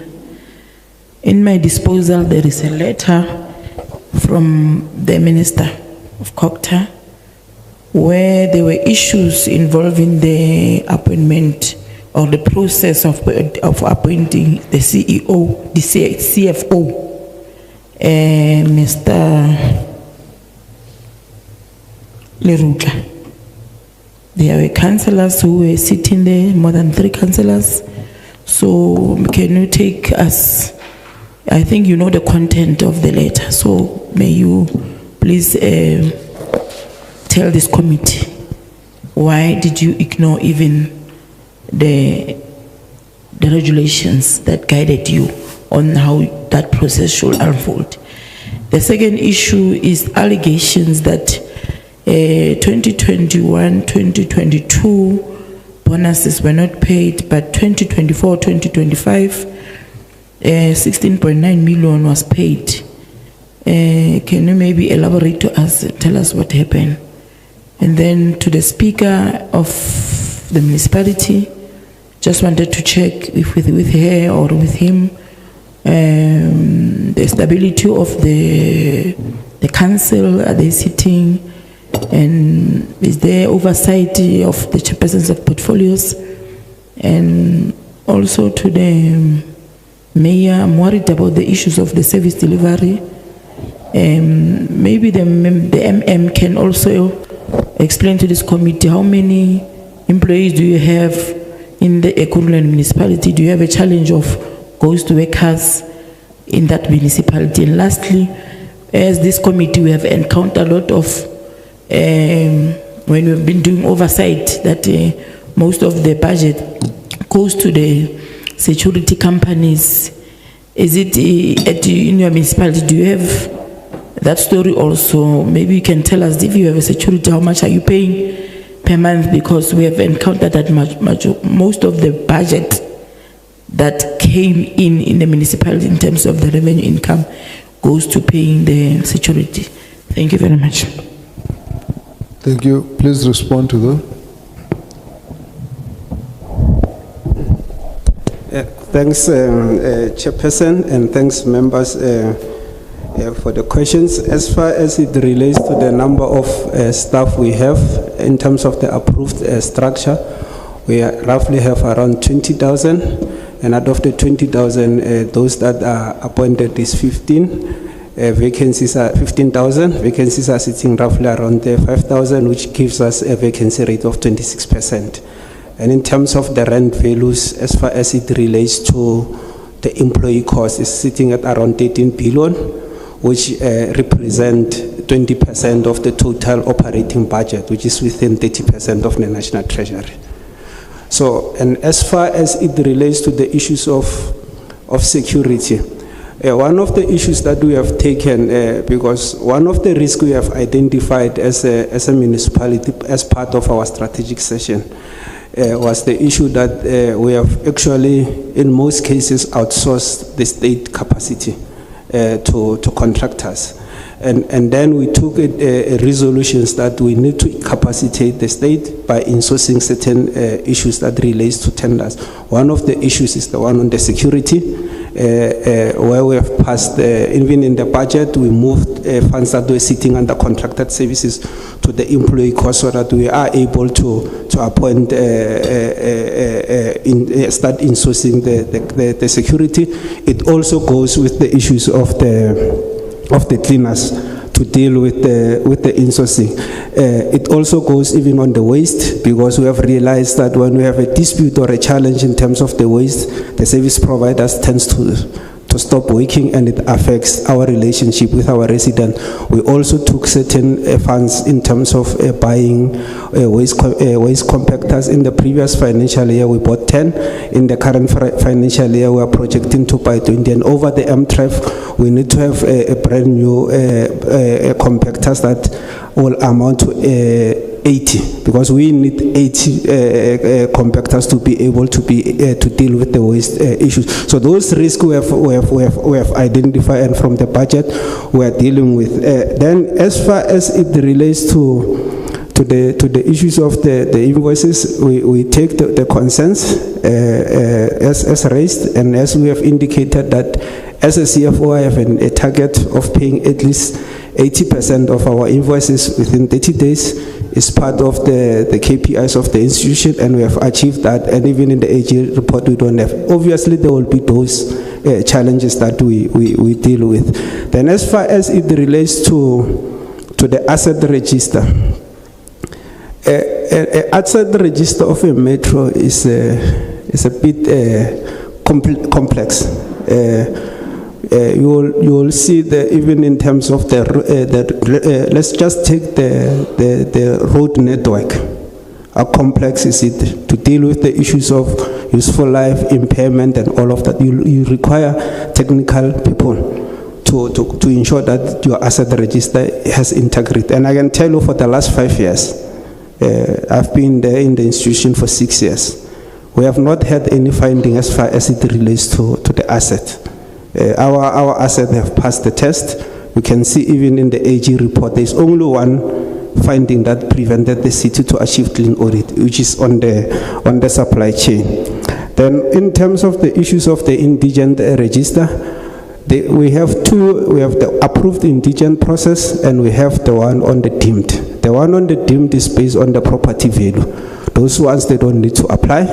as we do the property valuation, then the qualify automatically is around 600,000 value, and the others then they will apply based on the strength of what we have provided in the policy.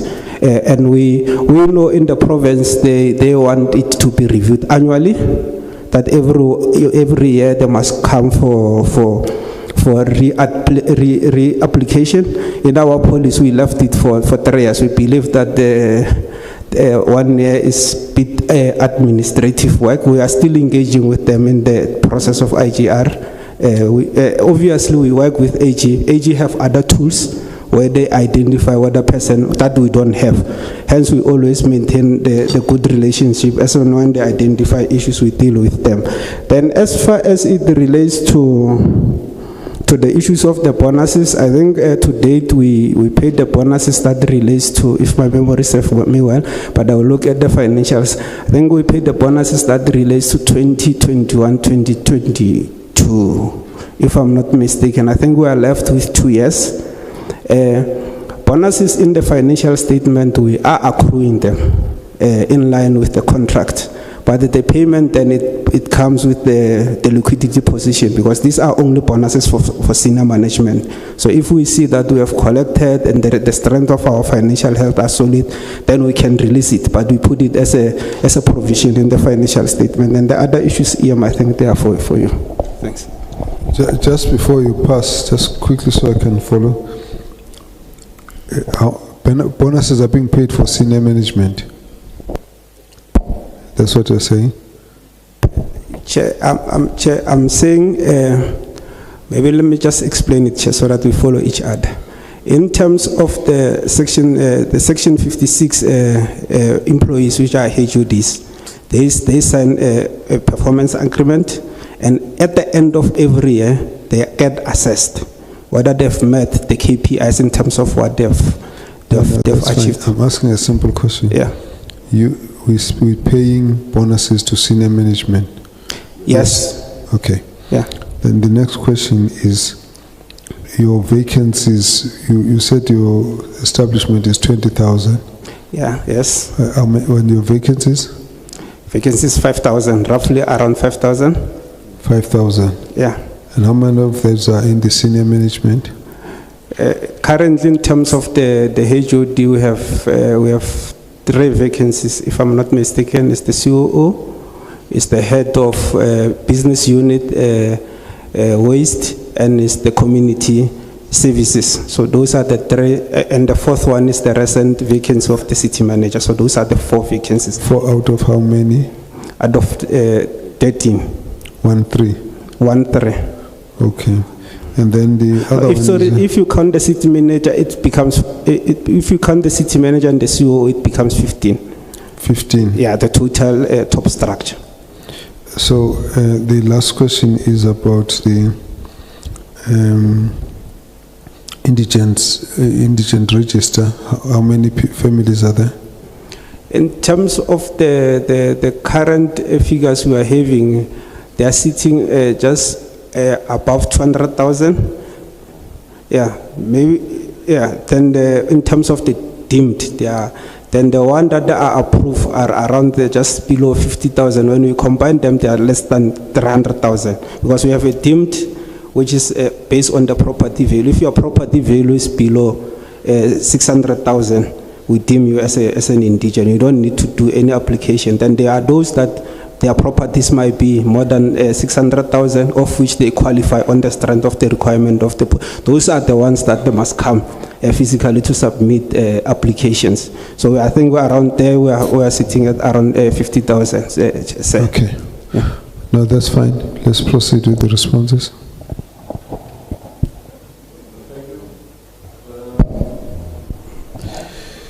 Yeah, and the issue of the indigent, just a method to qualify who is poor is always a complex one that we continue to review in terms of what are the different threshold, the salary, but also the value of the property. There are areas that we think we do need the portfolio committee to assist us with in relation to the Justice Department. For instance, for you to go to access the master of courts, because in our townships or majority of our population, they don't do wills.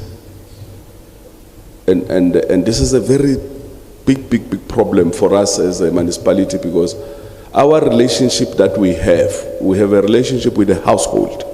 And the household owner is the one who's got the title deed. Now, and that's how we recognize you, that you are a household owner. You come, you register, I'm now the owner of this property, and so forth. We then contract with you. But because in the old townships, the parents, they are late, some they've moved back to Emakaya and all that. They leave people who must actually now are those, they become family houses.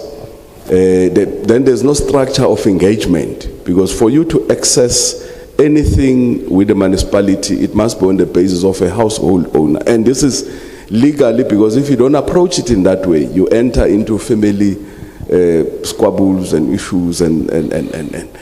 Okay. So why am I raising it is because it then becomes a problem for people to access, to be legally recognized as an indigent if you are not a household owner. But there's another mechanism that we then create, that go to the master of court and then get a letter of authority that authorizes you. But the threshold in terms of legal services there is set by justice. For if your property house is under 150 or the threshold or 200, you can access that service for free. But if your property house is higher, you need to get a lawyer. Okay. Now, many of our communities, they don't have what do you call it? And the properties are way above. I mean, an RDP house today is above 260, depending where you are. In Tembisa, could sit at 350. In Tsakane, could be lesser and all that. So I'm just raising it because it's a serious issue, and I think if you can assist us that it gets looked at, it will go a long way. Now, okay, let's finish the rest of the question. Yeah, the issue of when we've now advertised, the advert has closed. It closed on the 28th for the city manager. It closed on the 28th of August.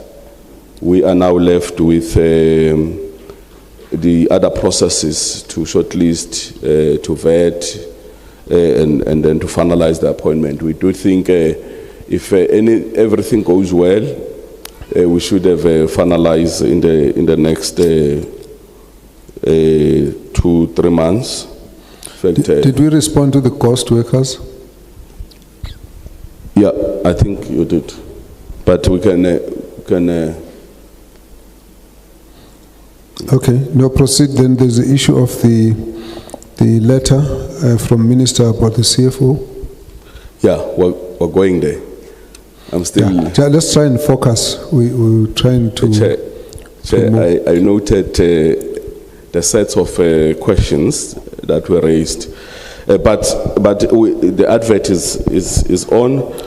So the other one is that due to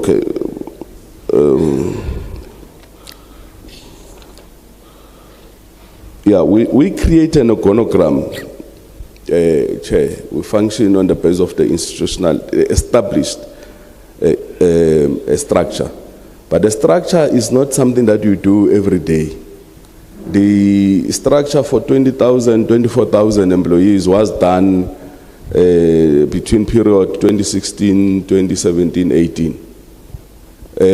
But the conditions today, in terms of filling up one funded vacancy, it might be different, to when the structure was actually approved. So we just wanted to answer because there was a strong feeling to say you've got an established structure, so by all means. So the structures are a living, tool that guides us. that actually must also be responsive to the conditions on the ground in terms of what then becomes critical, which is on top of your priority, and what then becomes the less critical. And that is because of budget consideration, because that which we plan as a 68 billion is not money that is there. It's subject to us to collect it from the ratepayers. So there's always that one reality. So the letter from the minister on the strength of, on the CFO, we have written back to the minister. And I must indicate that the CFO is a qualified chartered accountant. He has been the CFO for 6 years. But even before that, he has been from age, he has been with us now for 14 years on various roles, for almost 10 years on various roles. So we did write to the minister, and it was agreed that an IGR process is the best process, and an IGR meeting was actually set up. We're expecting that IGR to actually provide a leadership as opposed to a legal route. Awubeke kahle ngoba uyasilahla. The minister is following the route in terms of government policy. So what is your letter to him? What are you asking him? We acknowledge the letter. We then what do you say in the letter? We were asked to explain. We did explain, and then that process was then subjected to. For instance, one of the argument is that the position of the CFO must be permanent. And when we write back, we then indicate that we are busy with the institutional review in terms of the permanency regime. We are directed by COGTA to reduce our position, our departments, from 23 to, in fact, the directive was straight in terms of the prototype. Let me just quote what comes from the staff establishment that comes from COGTA. It says, the prototype, we expect 10 people that must report directly to the city manager. And we then explained that our own institutional review was only adopted and finalized in December. So anything before that, we could not have introduced and did it on a permanency regime, because it would not have been possible, because once you permanent a person, tomorrow we are saying we are reviewing you, it will mean there's cost associated with that. So we explain all those aspects in the letter. So the IGR process was what was advised as the best platform to actually resolve the issue.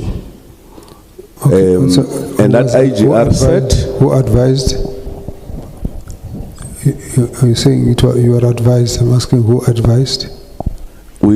I'm saying we wrote to the minister. Yes, I've heard that. I'm saying you wrote to the minister, then you have now been advised. I'm just asking who gave the advice. Yeah, but in our interaction with the minister, including the MEC and the minister, because we do interact, it was then because we were then required, please write back and explain yourself. We don't write to the MEC, and from the MEC it was then returned to the minister. And of course the meeting was convened. Now I'm asking who advised? We agreed, let me say it like that, we agreed that an IGR process is the best process. Who agreed with? You, Mayor, agreed with who that the IGR process? Say it like that, we agreed that an IGR process is the best process. Who agreed with? You, Mayor, agreed with who that the IGR process? Minister agreed on that approach. The three of you? We advise one another, yes.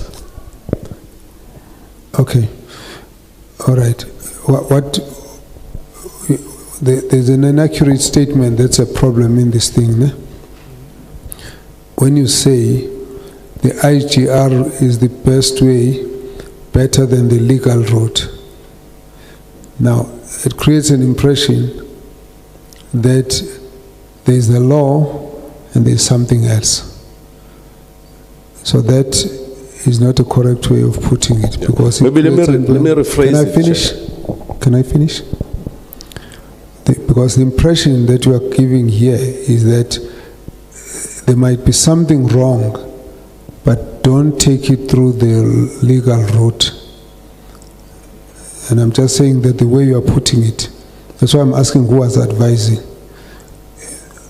What you are telling us, there was a letter from the minister, you have engaged the minister, you are going to take the matter on in an intergovernmental process.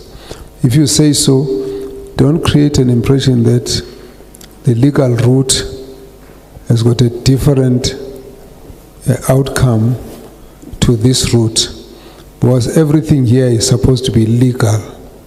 That's the point I'm trying to make to you. That's why I'm asking who's advising you, because you mustn't live here with different impression. It was a simple issue we're asking. How far is that process? If you say you have written to the minister and you have agreed with the minister on a process, intergovernmental relations process, we'll leave it to that. The MEC is going to come back and give us a report. That's fine. We can move to our next question. No, thank you. Exactly that, Chair, that the meeting did sit and then it is going to be reconvened again to look into the into all our matters. And I must indicate, Chair, we are getting advice from COGTA on the many aspects, including our processes of finalizing the appointments of the outstanding HODs, which we are now advertised on permanency and all that, because the other processes have actually been done.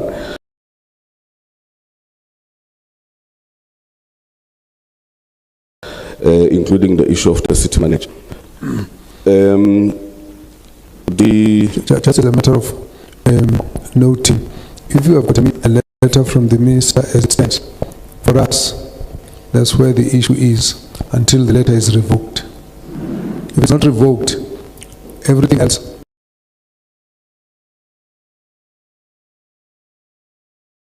it means you have still not acted on the letter.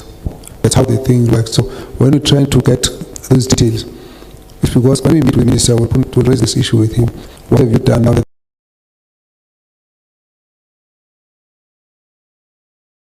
there's been no response to your letter? And the minister must have revoked that letter. He has the last letter. If he hasn't revoked it, the municipality is in default. That's how we look at it from our side. We noted that, and that is why we're now emphasizing that even the other functions that we've advertised, they are now in permanency, the issues of the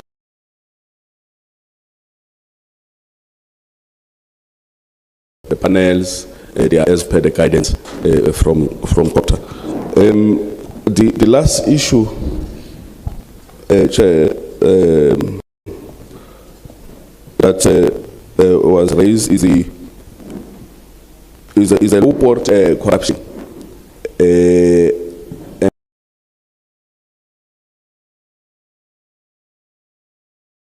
And I must indicate that Lowport is part of the mega cities, the mega human settlements that we have in Ekurhuleni. It's amongst the 16 mega human settlements, and then it's various stages and allocation of houses in the other units they've actually started. It is not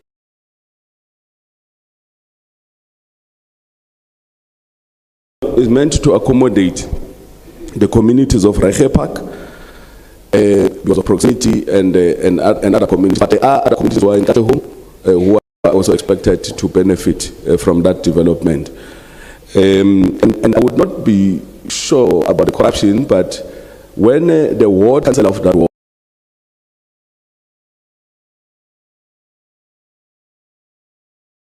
when they are not happy about the allocation and beneficiary administration, they want all the communities to come from Rechepak. And the process of integrating that you actually respond to human settlements across, it's what they're not appreciating from where I'm sitting.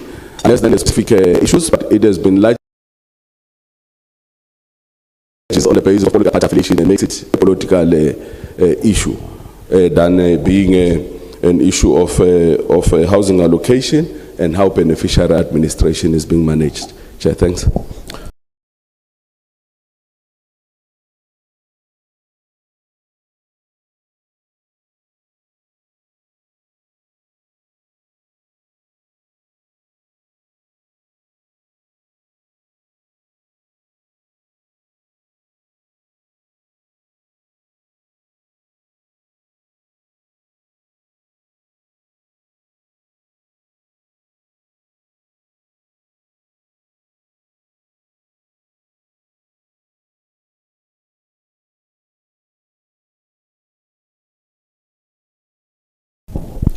I still miss the response on the ghost workers. I don't need whoever, it doesn't have to be mayor. Someone who's in the administration. I did not get a question very well, Chair. From where was I thought you said you noted the questions. Yeah, no, not very. I'm just asking because we do not have ghost workers, and there's various audit that I know HR they've actually been doing, as if there's a program to do audit in all our departments and various depots to actually ensure that the people who are on the payroll are people who are physically in the various departments and various depots and physically there and doing the work. But in terms of the technicalities, you can come in the. No, if that's your answer, you don't know if ghost workers have done audits, we leave it at that. We'll pick it up from a point of if there's additional information from members. That's the question that we're asking. Let's take the follow-up question. Thank you, Chair. I think the question of the city manager, if I had the response, was that it's on advert. I'm not sure if I got the response proper. All right, I want to check when it was advertised, because like I'd indicated, it was a normal retirement. So I would have anticipated that we would have advertised around May, or because we knew that end of August, we were going to have a vacancy guaranteed.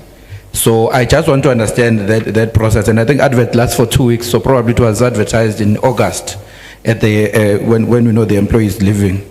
That's the first part. The second part related to the relied upon regulation to take a decision to place the city manager on special leave. I needed to understand that and be educated around it, because it's a concept that I don't understand. Also, my question on the freezed post, I did not get just a short response of whether we believe that we still need them going forward. If we can freeze them and leave without them, why do we not rather include them in the restructuring and eliminate them? Otherwise, sitting at 40%, at about 5,000 vacant posts is quite a huge number. Thank you. All right. Oh, thanks, Chair. I think my honorable have covered me in terms of the 5,000 posts. And just to make a comment to this team, Chair, please don't run around the bushes when we're asking you questions. Just go straight to the point and tell us the answers that we are expecting from you. Because what you are doing is wrong. Really. Mayor, what you are doing is wrong. Just go straight to the question, answer us, is this happen, yes or no, and elaborate. Thank you. Thank you.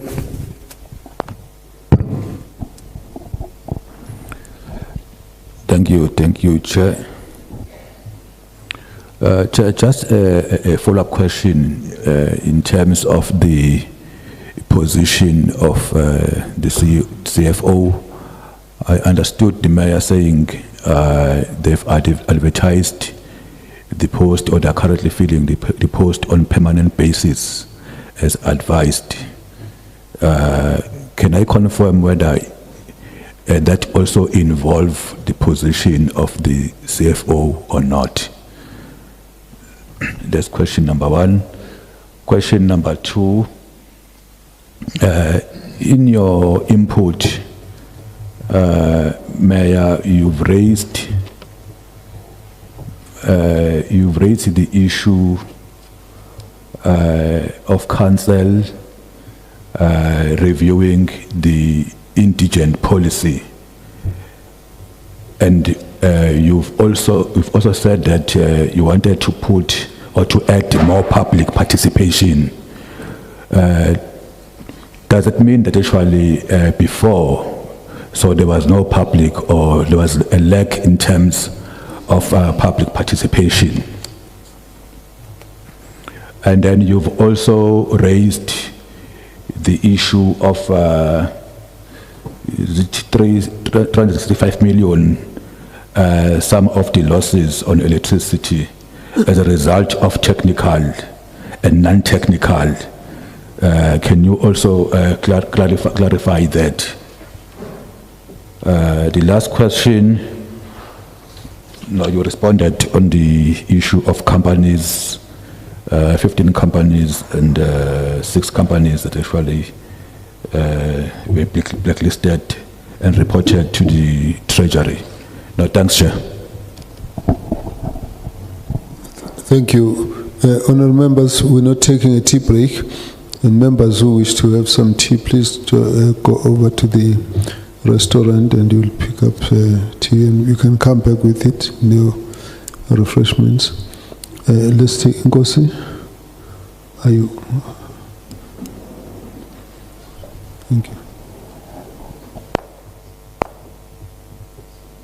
Thank you. Thank you, Chair, for the opportunity. Morning to the MEC, morning to the Mayor and the team, and the colleagues this side of the House.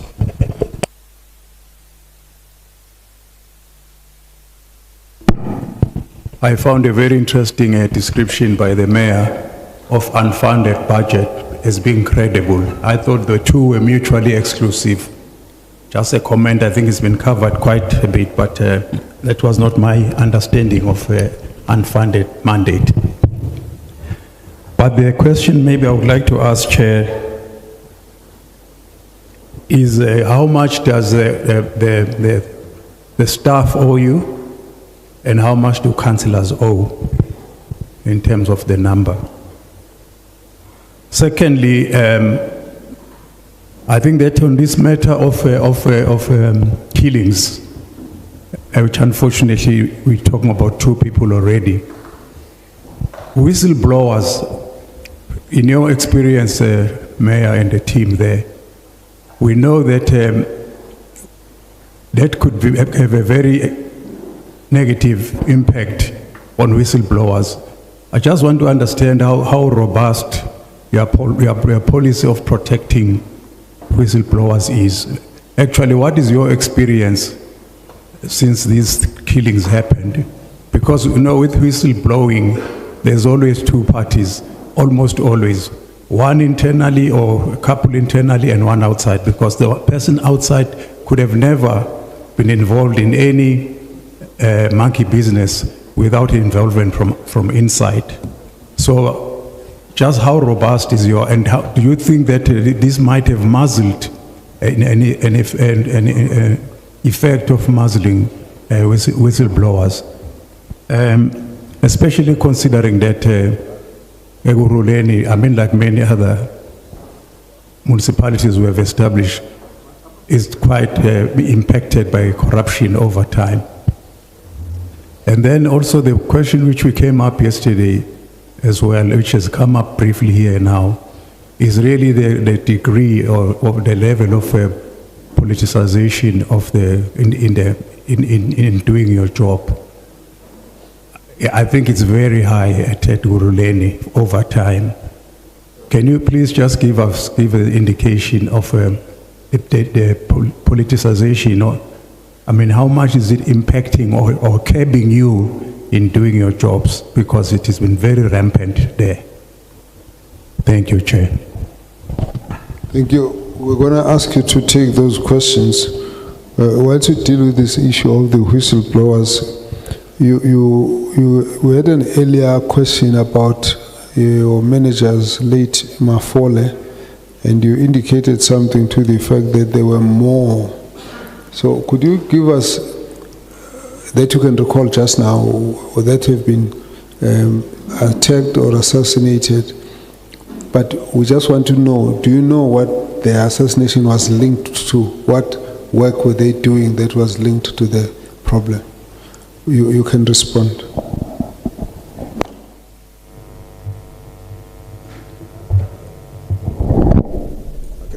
No, thanks, Chairperson, and again, thanks, members for the questions. In terms of the indigent policy, it went for public participation. It's indigent policy forms part of the budget policies. So normally, we'll in March by law will table the draft budget, subject it for public participation, and it will include the indigent policy. And in May, then those policies with the comments from the public will come back, and council will make a decision. So the approved indigent policy was subjected to public participation. Then, in terms of the positions that have been approved in the structure, there are those that are critical. That at this point in time we are in the process of dealing with them, and those are positions that are central to the service delivery, especially on the service delivery department, on their energy and water. So those are the positions that we are filling, but also those that are responsible for the governance structure, either in legal or internal audit. Those are the positions that we are prioritizing. Obviously, we are prioritizing them on the strength, even though our revenue collection is 90%, but we are prioritizing it based on the liquidity position of the institution, because at the current moment, our cash balance is sitting at 1.2 billion. We don't have adequate reserves to go on a full-blown employment of all the people in the approved structure. I think the mayor has also indicated that the structure was approved in long time ago, before the COVID, that had an impact in terms of the reserves of municipalities. Also the challenges of the ESCOM in terms of the load shedding, they did have an impact in terms of our reserves. Prior to COVID, we had the strong reserves. We're sitting at above 6 billion. In terms of the bank, but through those challenges, those reserves get depleted, and even the liquidity as far as it relates to the collection rate. Then, when it comes to so how much are your reserves? We have the cash balance of, like I've indicated, of 1.2 billion. Then we have investment of around in sinking fund of around 50 million, if I'm not mistaken. 650. Yeah, I think it's around that figure. Those are investment in sinking funds. Investment 650 million. Yeah. Cash on hand is around 1.2. Okay. Yeah. No, proceed. Try and make your answers short and be direct. Okay, thanks, Chair. Then in terms of the councillors that are owing the city, it's around 6 councillors, as disclosed in the financial statement submitted to the AG. And they make 119,000. That's the money that in total combined they are owing the city. Then in terms of the employees, I'm just getting the details, Chair. As they are asking other questions, I'll give you the exact amount in terms of the figures that our own employees are owing. I'm just waiting for the team to respond. Then in terms of the losses on the electricity, we are sitting at 16.2.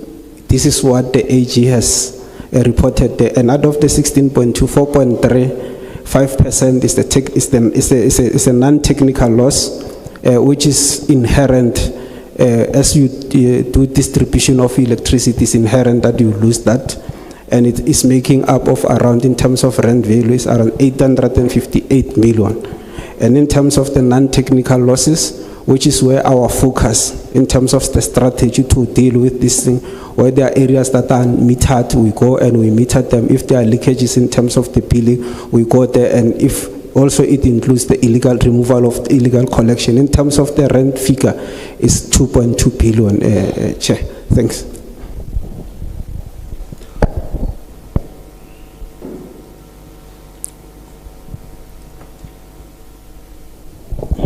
Okay, thank you.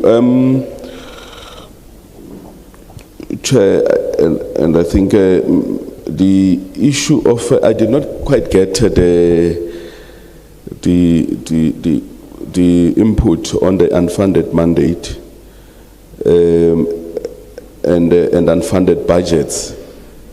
So I was saying unfunded, our budget in the city has always been funded. We present them as credible. National Treasury confirm that, because every year after we've done the processes, we do subject them to that oversight from National Treasury, and to that effect we do get a letter. When we're talking about unfunded mandate, we're saying there is a certain work that we do that we do not get a revenue, a source of revenue. We don't get a grant. We're expected not to charge. For instance, the clinic services, we don't charge our communities when they come. Is part of the health program which sits in the province and national. While we've got an SLA that we must carry through, but what we get in relation to that, there's a huge gap. And I was expanding on that. Wait a bit, Mayor. You're talking about unfunded mandate. The member commented about unfunded budget. Yeah, I think that's why I was saying, because he made reference to mandate and then he made reference to budget. I thought I must answer both. No, I think he made a comment. He didn't ask a question, but if you were to do it, we just do it briefly. The member says credible unfunded budget. That's what he heard, and he says those are contradictions. Now, you can just say, if you said it, yes, if you didn't say it, or you clarify, but let's not go to unfunded mandate. That's a different topic. Okay, no, but we've confirmed that all our budget are funded. So how much does staff owe in terms of the whistleblowers and the policy protecting them? How robust it is? The head of the chief audit executive can speak to that. I know some of the aspects are covered in our risk management, which our chief audit risk would have been able to elaborate in terms of how do we manage those aspects. I'll go to the one that says politicization of our functions. And I must say that the mayor is appointed by council, but in executing my work, I must service the people of Ekurhuleni. We've appointed a mayoral committee that is composed of different parties, what we call a collaborative government. And as such, we always emphasize the non-partisan ship in us as members of the mayoral committee in exercising our duties. I carry a responsibility to take the team along, and it requires a bit of coaching, it requires a bit of various engagement. But I must say that, Chair, we've matured in council, I could say, because in the advent of coalition, we've matured in terms of how do we manage, the coalition in council. The governance structure that we've adopted include us having a committee of what we call a joint political management committee for the parties that are in the collaborative arrangement. You can say coalition, but we refer to it as a collaborative arrangement because I am from the ANC caucus, but we can't govern on our own. We've got the EFF, which is in the collaborative arrangement. We also have the smaller parties, about 6 of the smaller parties. But what is important is that we must then have a common program that prioritizes our people, that is non-partisan. We must also make sure that the budget is funded, that as we do our outreach, when we go out to service our communities, we do that in a non-partisan. When we say it's a service delivery Friday like today, I am here, they are there, must go and join them. We expect all of them to be there while they run specific programs that are unique in water, they do, in electricity, they do, and so forth. But as they arrive in communities, we expect them to work with ward councillors, non-partisan, and service our communities in a non-partisan way. I think I think that should suffice. Let's deal with the others. Yeah, no, we did indicate the last one. I then made a reference that it is not only the auditor that has been, killed. There is a young man who worked in the supply chain, in the adjudication, was also killed. That is maybe 6 months before my term. My leadership, that there is the CFO who is sitting next to me was also shot in the hail of the bullets and survived. So that package of a report is a report that we forwarded to the police, and the police, they are indeed looking at it, and there has been a leadership from the national police, including the premier, in terms of what needs to happen. So we are receiving the necessary support. I might not be sure about other officials who are facing who have done wrong things across. All the officials are subjected to, where there is an issue, we actually ensure that consequences, and we do follow up. Yeah, and then the other issue was the issue of the advert was done. We could have done it earlier, but I'm not sure whether it's really beneficial for us to go back to say what has been happening. But I must say that the person... Say what, sorry? I'm not sure whether it's going to be beneficial to go back. I'm just sensitive. No, to go back to what? To what was happening in the environment, because we are now forward-looking, we've advertised. Which environment? With the city manager, there was a specific question that was raised. No, you don't judge, we judge. Yeah, I'm just sensitive, Chair, about issues that could trigger and end up in the legal space. But let me go as far as I can. I will be careful. No. We will ask the question. If we think that you shouldn't answer it, we will indicate. If we think you should answer it, you can stand there and say you're refusing to answer. That's different.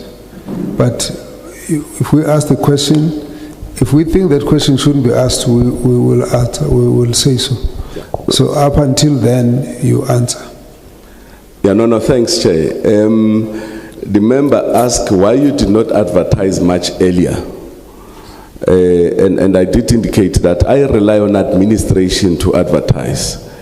If the administration believes that there's no vacancy in the city manager post, and who's that administration? It is the city manager who is expected to advertise.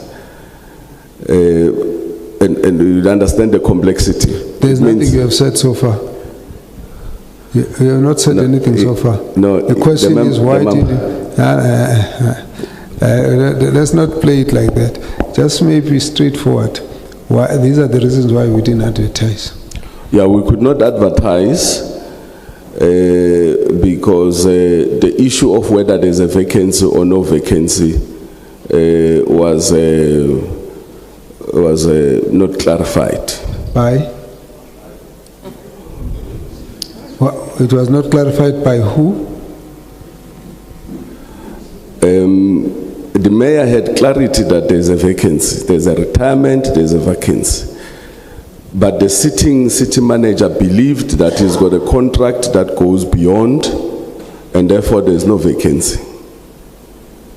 So we could not advertise. So how did the city manager, when you said there was a vacancy, it was based on what? Based on the Section 41 of the Municipal Systems Act. Don't worry about the act. I want the action. The action. What was the event? What was the action that had happened that made the mayor believe that there's a vacancy? Something would have happened. It may have happened according to a particular section, but just that specifically. The retirement of 65. The legislation is clear. When you reach 65, the first day of the month following the month you reach 65, okay, then there is a retirement, then it activates a vacancy. The member asked why we do not advertise much earlier. No, we understand. I just want us to walk along together. The question was, why didn't you advertise much earlier? You say it was not clarified whether there was a vacancy or not, and I said, by who? Then you say, well, the mayor understood that there was a vacancy. So I say, when you believe there was a vacancy, it was based on what? Now, you are saying it was based on the fact that in terms of the law, at age 65, someone who's in underemployment has to retire. I follow that.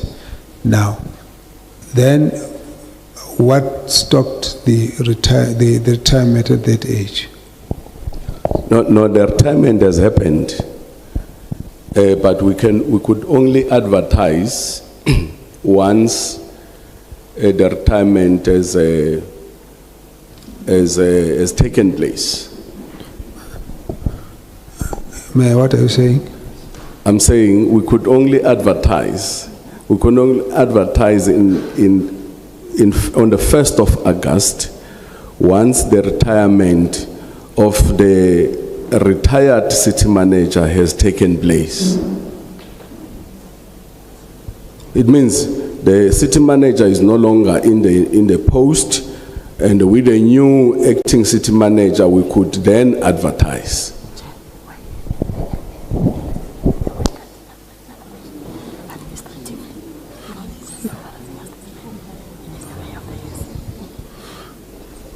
Okay, let's take it one step further, Mayor.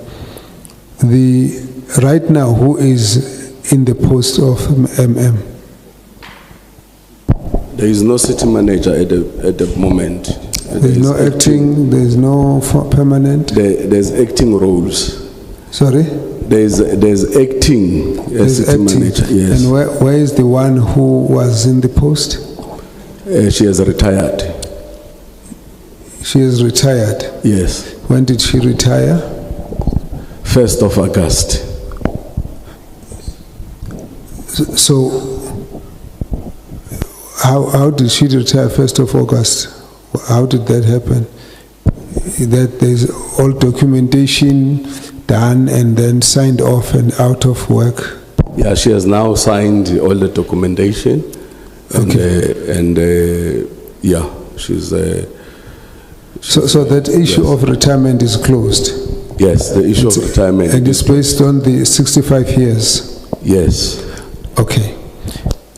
You see, when it becomes a bit of a problem for us is when you answer the way you are answering, and yet this date was known to be the date when the member was going to turn 65.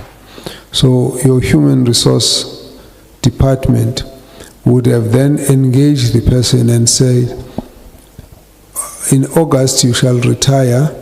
The advert will come up 3 months, 4 months before your retirement, or 4 or 5 months before, because we know you'll be retiring. You'll do the processes, interview, get a successful candidate, take it to council, everybody satisfied themselves that everything has been done properly, and then this gets done, say in June or July, everybody knows there is no vacancy until August. Now, in August, you've now, Mr. X, you've been shortlisted and you've been approved by council. You will be our next municipal manager. And on starting date on something, August or September, once the incumbent is retired. That's normal administration. The question the member was asking was, why did that not happen? That's the question we're asking. Leave the whole rest of the issues. That's what we're trying to get, because that's how we understand administration to work. That is why, Chair, I said, because at the time, there was difference of opinion between myself us as a political leadership who believed that the law says you are retiring when you are 65, and the administrative leadership, and I don't want to make this to be about myself and the CM because it has been much publicized, but the administrative leadership believed that they are not on retirement because they've got a contract that was signed which takes them beyond the age 65. And they've also written to the minister to ask for a waiver and all that. So there's been those issues which then... so when were those resolved? Because now she's gone. Well, we have... They are now resolved. I mean, what is good is that they are now resolved. We had to firm up so that we make sure that we keep the city going and that there's continuity, there's no ambiguity. And there's been various engagement between the mayor and the city manager to manage that aspect. We can ventilate in greater detail, but I'm sure what is of good now is that there is clarity. We've advertised. We are now looking forward to secure the much needed skill to actually ensure that there is no vacuum in Ekurhuleni. And we've received the necessary signatures, so there is no longer a contention. Thank you. Look, let me just leave it. Maybe the members will reflect over that. Let's deal with the freezing of posts.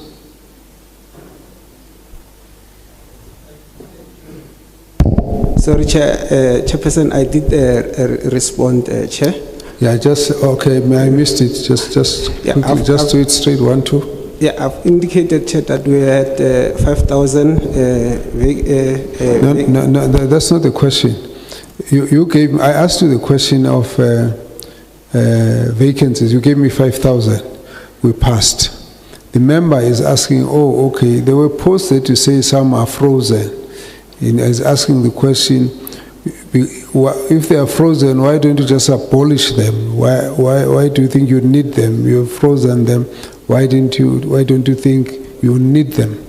Why do you think you need them, and why don't you abolish them? That's more the question now, beyond the 5,000. Okay, no, thanks, Chair. Like we indicated, Chair, that the strength of our recruitment is based on the financial health of the institution. At this point in time, we can't go on a massive recruitment to appoint all of the 5,000. So we ask all the HODs to do a recruitment plan, prioritizing critical skills that will be necessary for service delivery, and secondly, to deal with the issues of governance. So those are the issues, Chair, at the moment we are dealing with. And the others, Chair, as the financial health of the institution improves, then we'll look on those issues, Chair. That's how we have approached these issues, Chair. So of interest, they will prioritize water, because it's central even from revenue and service delivery. Energy is also part of those that we are prioritizing. Waste as a business unit, we are prioritizing. And the others then that will be on the governance, will be on the risk, legal and internal audit. Those are the issues we are prioritizing at this point in time. Okay, let's leave it. Let's just do one quick thing, Mayor. The advertised posts, is the CFO advertised there? You remember you said your matters with the minister. Is the CFO post advertised, or is the CFO post put on the permanent post? What was the status? Chair, we've got a number of posts. Don't do that. No, One, what it, just to, I want a straight 1-2 answer, that's all. No, it is not. That's it. We'll come back then. That's fine. Yeah, maybe we can close it, Chair. Okay. We've got a number of posts which were employed before the finalization of the institutional review. And all those number of posts are posts that when they finish their term, which is what do you call it, active term, and then we'll then move them into the permanency regime. And as I've indicated, that the institutional review has been one of the massive exercises that we've been doing in terms of the organogram. So I was just trying to say is that it's not just the CFO, but a number of other functions that there's post the approval of the institutional review and the prior approval. And the post approval now, everything else now we do it because we know which post is permanent, which post required us to actually merger with another post, which department requires us to abolish. Yeah, let's leave because you are explaining that. That's fine. I was just wanting a specific thing about the CFO because there's a matter around the CFO. The rest of the other posts, that deals with the question of freezing. Let's move to the next one. Which one are you dealing with? No, thank you, Chair. I'm dealing with the one on the whistleblower, whether they are protected and what is our policy. Sure, proceed. Yes. No, we've got approved frameworks to deal with that, but to deal with the practicalities, we've got a service provider who hosts whistleblowing, and the reports come directly to me in terms of dealing with the investigations going forward. So that's how we deal with it, Chair. Thank you. Okay. The members can take that forward. Can we visit? Thank you, Chair. I think maybe just for sake of clarity, I think I went a bit further to say, to what extent is this muzzling in terms of looking at how robust your policy is on whistleblowers? How far is it muzzling, potential whistleblowers in that environment of Ekurhuleni? And also I mentioned the element, Chair, of that has there never been a link, because I will doubt very much that to be the case, of someone inside, because that can only happen when there's someone inside collaborating with someone outside. Just comfort on that. Thank you, Chair.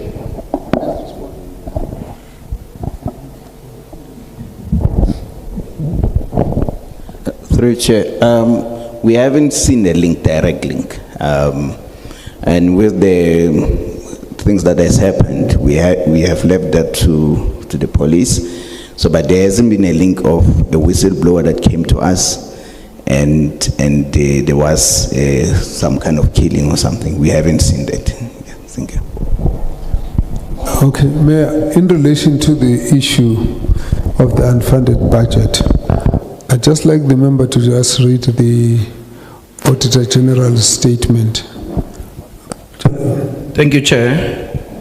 It says the HGSA 23-24 MFMA report noted that the Council did not adequately oversee the budget prepared by the municipal manager and approved an unfunded budget, placing additional pressure on the municipality's financial position.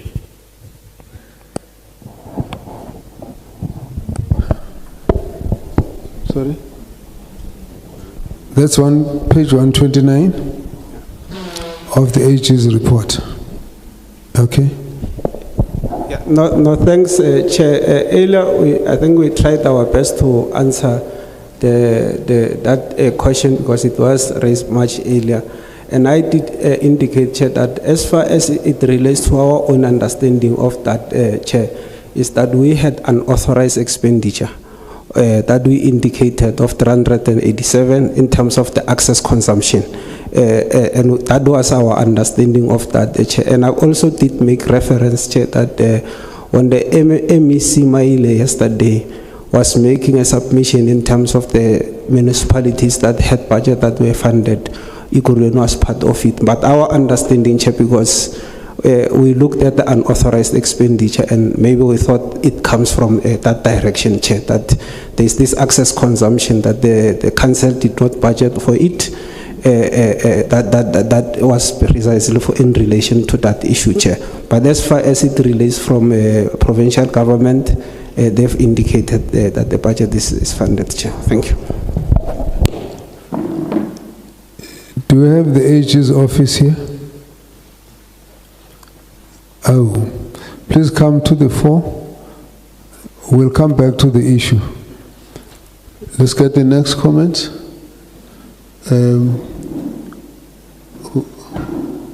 Yes, please, go ahead.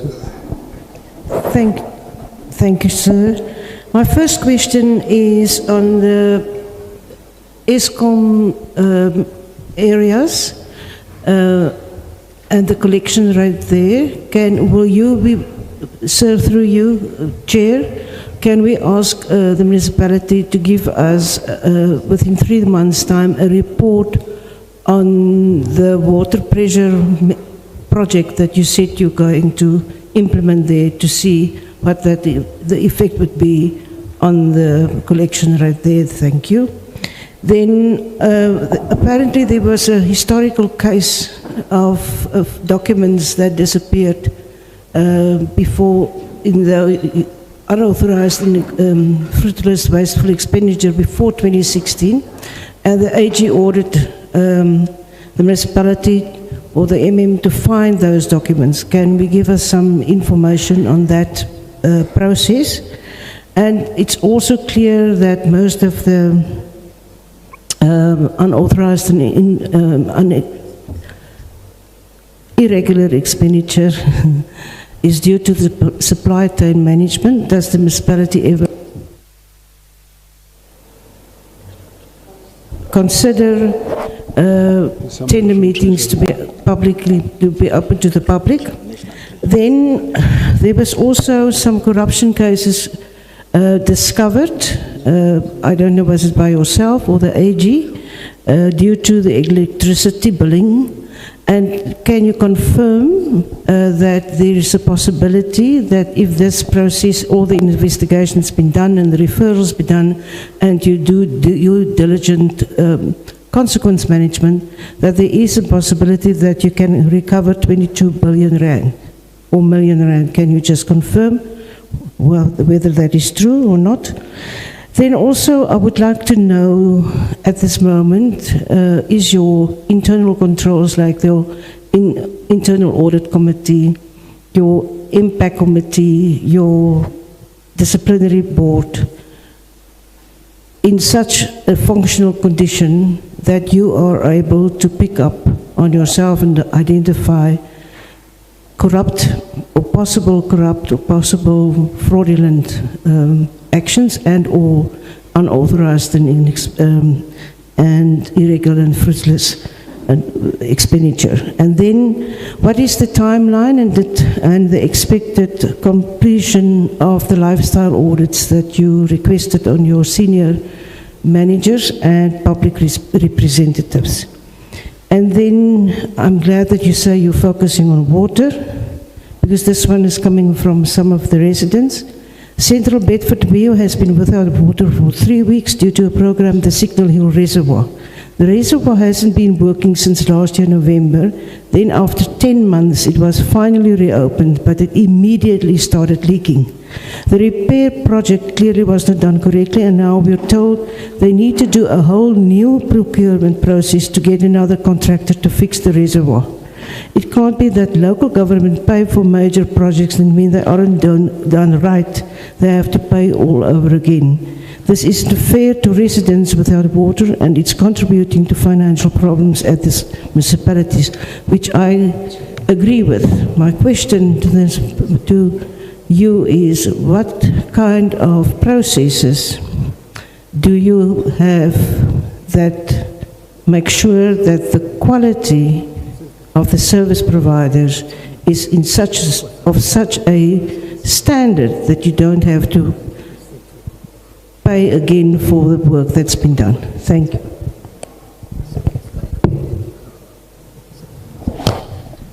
Hello, thank you.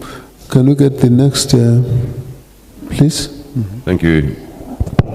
Thank you again, Chairperson, for the opportunity. I was hoping that we would have got the input from the AG, because I was going to raise a similar issue, but nevertheless, let's just go with the flow. Lots has thus far been asked and said. I wanted to elaborate on perhaps 3 points, colleagues. That is, regarding the supply chain and the evaluation of tenders, okay? So I wanted to understand, the bid committee.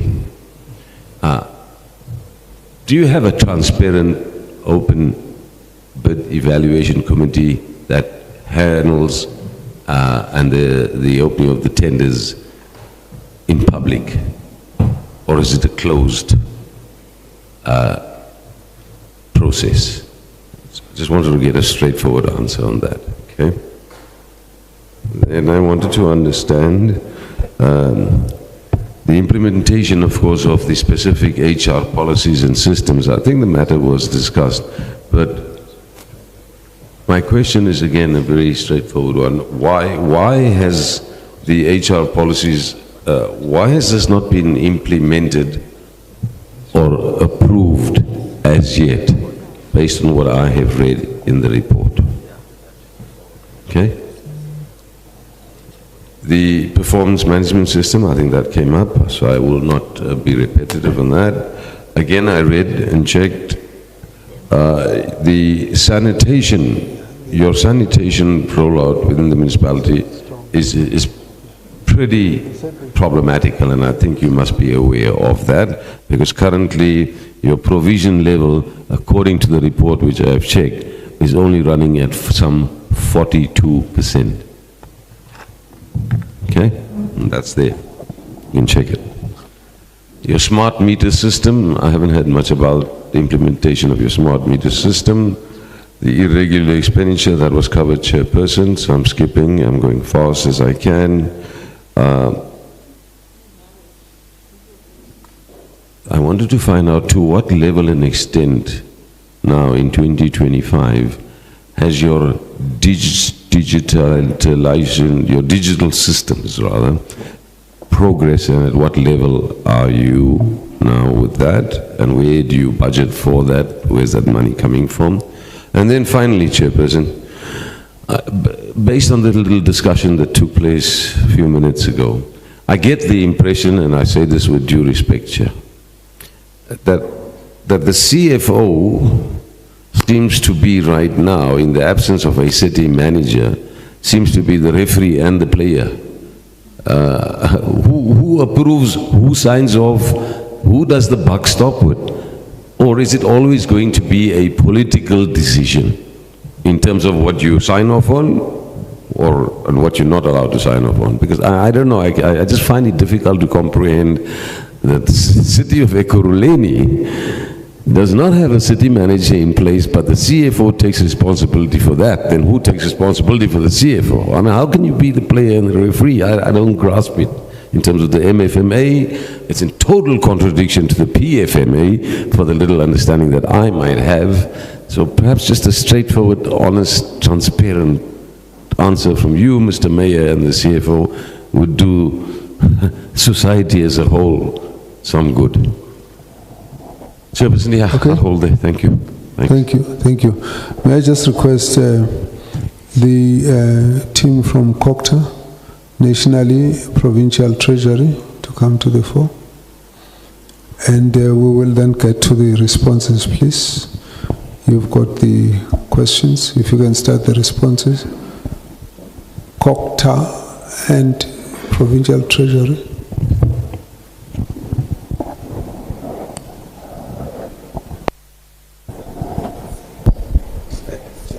Chair,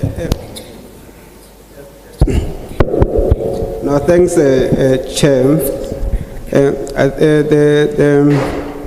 the The bid evaluation committee is not open for public. Is closed at the moment. Is not open. You wanted a straightforward answer. Sorry, CFO. When you first spoke, I had an issue with you and the mic. It's coming back again. Is it audible, Chair? Keep it like that. Never drop it. Okay. Good. No, thanks, Chair. I'm saying. In terms of the bid evaluation committee, at the moment is closed as it's not open for the public. We did, Chair, back then prior COVID, we did have the open bid adjudication committee. It was open, but during COVID and all, we never went back to that process. Actually, the issues of having committees being open as adopted by provinces, it was started by ourselves in Gauteng. But currently they are not open, Chair. Then in terms of the provision on the sanitation, when you look at electricity and water, you're going to have lots of provision on water. And it's because in the ESCOM supplied area, for the longest time we didn't have a measure to do credit control because the infrastructure of this connection sits with ESCOM. And they are focused on their own revenue. They don't care about the water supply, the sanitation, and the property rates. And to deal with that issue is what we have indicated earlier, that the water department have approved a water management pressure. I think one of the members here has raised that we need to provide monthly progress in the next 3 months, just for them to see whether is it assisting us to deal with those issues. And I will leave the other questions to your good self, Ian. Yeah, I think there's a number of questions. The Central Bedford view, we did indicate that the mayoral outreach team is out in Germiston. We're visiting various hotspots, service delivery hotspots, from the issues of cable theft in Wadeville, going up Primrose Hill. There's a lot of illegal tampering by households. There's a lot of overload, people who build backyard dwellers without necessary approval, without necessarily ensuring that there's proper capacity added. So all those things, they lead to the trips and all that, and results in the constant outages. We do think that some of the third-party interference with the electrical infrastructure, because it's so frequent it doesn't matter what type of deployment, we deploy IT to look into those, technology to look into that. We are now currently out to enhance the technology, but also the security, but it now costs us a bit of money to replace, but also to provide additional guards for that. So we're looking at that. We're also looking at the sewer infrastructure, and one of my plan was that we must conclude the day by going to the Signal Hill. And that is a project as part of the 1.2 billion investment that the city had done to build the security of water through building the reservoirs and the towers, about over 39 or so reservoirs that has actually been done, commissioned, and the majority of them are fully functional. In the area of the Signal Hill has been one of them where we then required a strict connection to supply the Bedford View community from rainwater, and then they were able to give us that straight connection. But sometimes when the straight connection is the one that passes, it goes to Joburg. When there's excess consumption in the low-lying areas, it then affects that area as well. So it's an area that we must go to and actually look at it The project is almost completion in terms of some of the remedial works because there was a leak. The leak that by now it's supposed to be, completed, and those are issues that we're supposed to oversight today, so that we can then give update to the communities of Bedfordview. The last area, well, we have not pronounced on lifestyle, audit. We're busy fixing, the basics, getting them to move, sorting out our finances, ensuring that we get all the systems to run. And I'm sure these are some of the additional issues that we must look into once we've cleared the issues before us. And I must say it again, the issue of the electricity billing, it is now resolved. We've went out, we've reported to council, we've reported to our communities that if you look at the financial year, the last financial year, which is the one that is under review here, 2023-2024, the variance on the electricity was sitting at 29%, which now has we've taken it down to 15.5, if you round it off to 16%.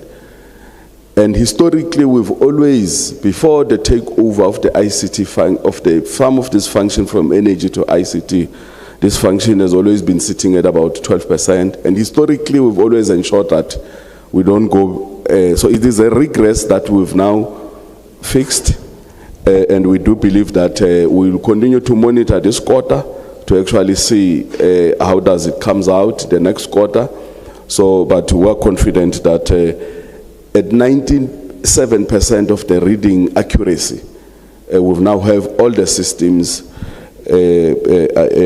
under control. And of course, where there's issues of consequences, they will continue. Council, they said they want a full forensic over the systems and all that, and that work is ongoing. We will be then getting those reports, so that if there were issues of mismanagement, inefficiencies and all that, which are issues of performance, it's one thing. But if there's issues of deliberate, underhand, trying to defraud and so forth the system, then that will then, on the basis of the forensic, it will tell, and then the appropriate measures will be meted. But where we're sitting now, we are comfortable that this is a thing of the past, and when we start this financial year, we're starting on a healthy foot. I think.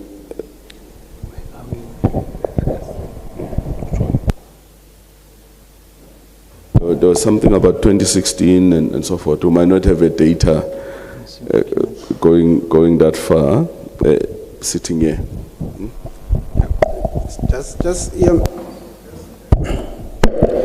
In terms of the regular expenditure, the members have raised questions, and if you look at our balance on the fruitless expenditure, we're sitting at around 68, and that amount is historic. For the last 5 years, I've indicated we have not, and in the irregular expenditure, we're sitting around 1 billion. Out of that 1 billion, majority of it relates to transactions of around 2010, 2014. And those are the issues that are before MPEC to try to resolve. Majority of the people that were in the institution are no longer there. Those are the challenges we are faced, even retrieving of those reports that actually indicated those figures. So those are the issues that we are dealing with. But relatively, our figures as far as it relates to fruitless, wasteful and irregular expenditure is sitting at a reasonable amount.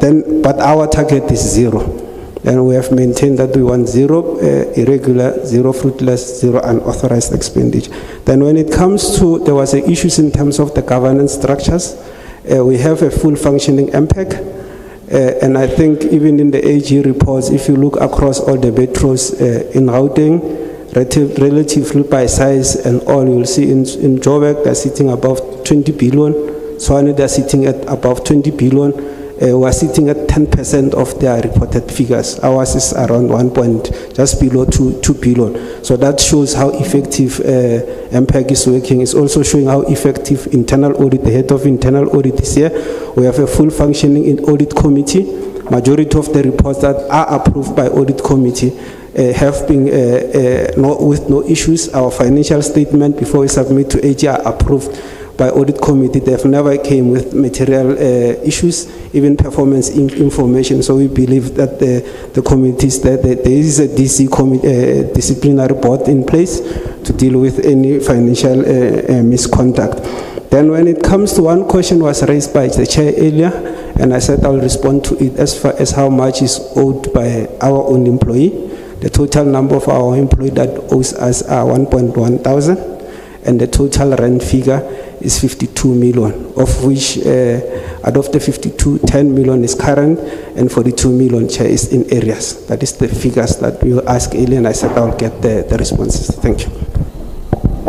Yeah, maybe just two issues that we might have on the HR issues, the CFO, the referee, and the player. I must say that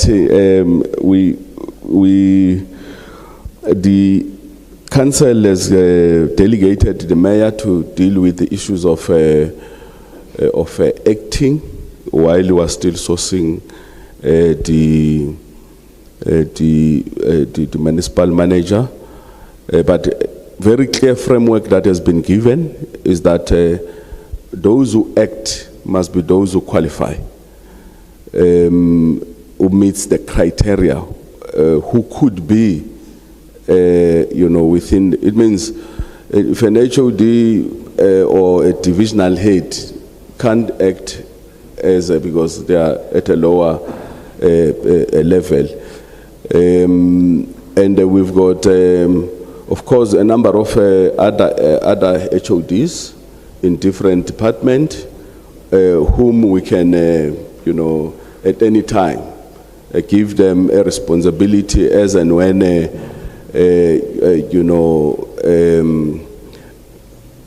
need for a change arise. One of the need for a change could be a rotation. One of the needs for a change could be what is currently on the table. If it's a financial year end that we must close and all that, so it is a function that at this stage it's a temporary function, and that we should be able to resolve the permanent placement of the city manager. The last. So sorry, who did you say is acting? Yes. Who is acting? The acting MM. Currently, Kagiso, the group CFO. Yes, the issue that the member is raising is not whether your policy for choosing the acting is a problem and whether there should be someone who's going to act for a short time. The issue is raising is a principle of what happens when somebody must oversee the CFO and the CFO is in charge. And therefore that means what should have been submitted for the MM to finalize will start from the CFO's office. He signs it, he goes to the next office, he receives it and signs it again. That's the question. So let's not go to why people act, what criteria we use for people to act, that this is within policy. Let's not go there. This is the issue the member is raising. You can just comment on that, and then, just focus on that. Thank you. I think we do take note. What I was trying to raise, Chair, is that across the environment, all the heads of department that are currently in place, they've got delegated authority to sign certain things. So it is not unique to the CFO, the head of water, for instance. Can I stop you a bit, Mayor? You see, we are explaining your approach and we are saying we're not asking that. We're just simply saying you have one man who has an operational and a supervisory role at the same time, both combined in one person for purposes of oversight and transparency. What is your view on that? Now, don't explain about the others. Just comment on that and let's leave it. Now, so far your comment is simple. You said you note it. You see, that's all the comment you have made. If you say you note it, then don't explain the things we are not asking you. No, I was just expanding, Chair. No, don't expand. No, may I wait? I take your guidance. May I wait. You see, you have been called several times to say, just focus and deal with the issue. All right? Now, me and you are politicians. Part of what we have to do here is to express views and explain things and say what we want to say, not what you want to hear. This is different. Here you're going to answer what we are asking you, not what you want to tell us, what we need to know. So simplify it. If you got another comment beyond noting, then let's hear that comment. Don't say to me, no, actually I'm explaining to you this because we don't want to, we're asking for the third time. Don't go there. Just explain. Do you understand the concern of the member? If you do have a comment, you say you're noting it, close it. Don't go back because I'm going to stop you again. No, Chair, I think I note the comment of the member. I was just elaborating, Chair, on the basis of... That's enough. You've noted it, that's it. Noted, okay. Chair. Thank you. Can we move back? Chair, the last issue was on the... How far are we to digitalize the city? I'll give you 30 seconds for that one. Yeah, no, we have adopted the approach to invest in the systems. One of the areas where we've put up a huge investment is on the service delivery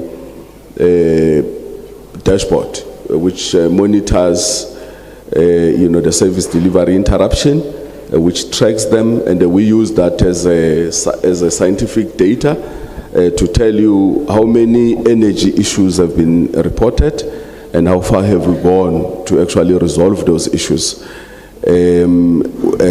It is now automated even on the phone.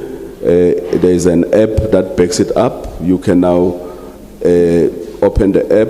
If there's a pothole, you take the photo with GIS coordinates, it upload it, and then it send it to the call center, and then it gets routed to the depot, and an engineer is dispatched to the reference number. And once they've done the work, they then close that call. What we need to master now is when people close a call when they've not done the work or the quality of the work. And I think that's one of the areas where we get complaints from our communities to say, please perfect it. Yeah, let's leave it at that. Can I just ask you a different question based on that? Have you had a complaint of tampering with information in relation to debts owed by particular citizens or institutions, which is done by members within your department, within your municipality, and what has been the situation with that, and how far has been that investigation?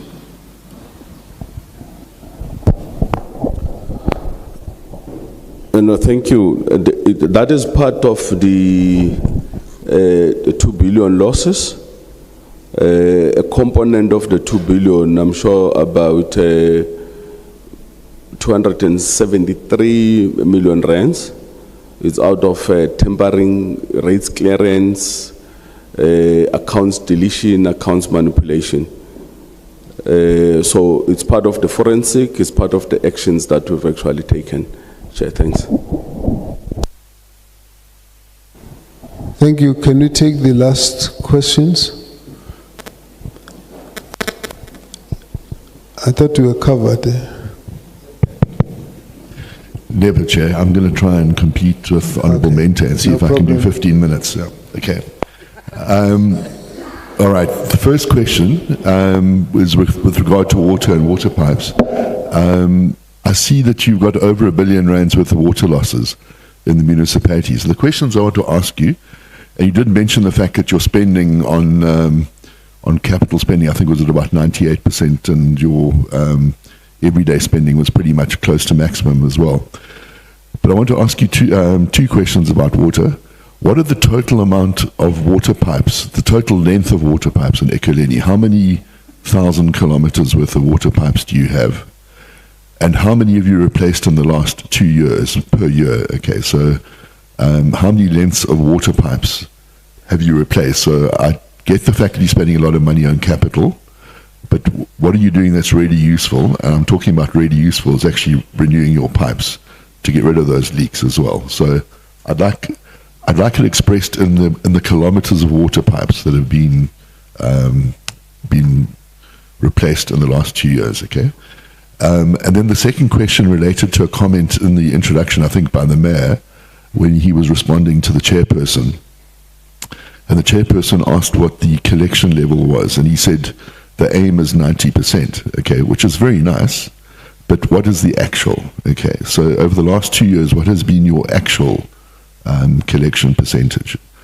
And then the other issue as well, I just noticed that your audit outcomes obviously have slipped from being in the green now to, well, basically, I think with, you've got an unqualified but with findings.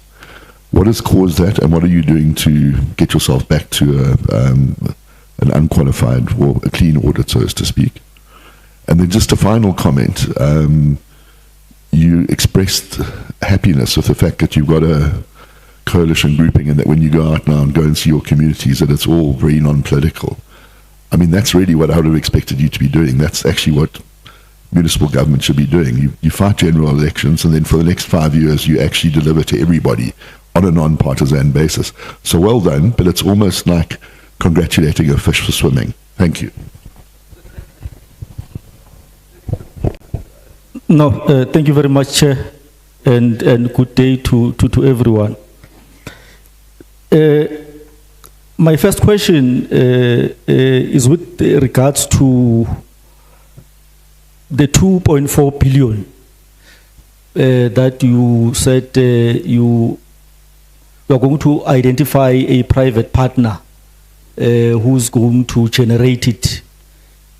So my question is, what will be the focus area or focus areas of that private partner in sourcing that particular revenue? Because I think you emphasize that you want to get extra revenue outside the traditional municipal revenue. So I'm interested to know what would be the focus area that that private partner is going to focus on in order to generate this 2.4 billion rands. Secondly, according to the AG, on average, it takes you 62 days to collect revenue from your debtors. And it takes you, on average, 125 days to pay your creditors. And I think earlier, the executive mayor, I think, canvassed the point about the difficulties that you are facing with regards to the collection of revenue. And I think the CFO also, I think, raised a point with regards to the delay as one of the reasons for the delay in the payment of creditors, that you want to make sure about the correctness and the authenticity of invoices that are submitted in order to avoid audit query from the AG office in future. But I just want to check the correlation between the 62 days on average on the collection of revenue and the 125 days on the payment of your debtors. Because as much as there's a delay in the collection of revenue, that CFO, you indicated that you want to double check the documents, the invoices and everything, and the mayor spoke about the difficulties. But now 62 days versus 125 days. It means the delay, as much as there's a delay in collecting the revenue, but that delay is about 2 months. But the delay in paying your creditors is about 4 months.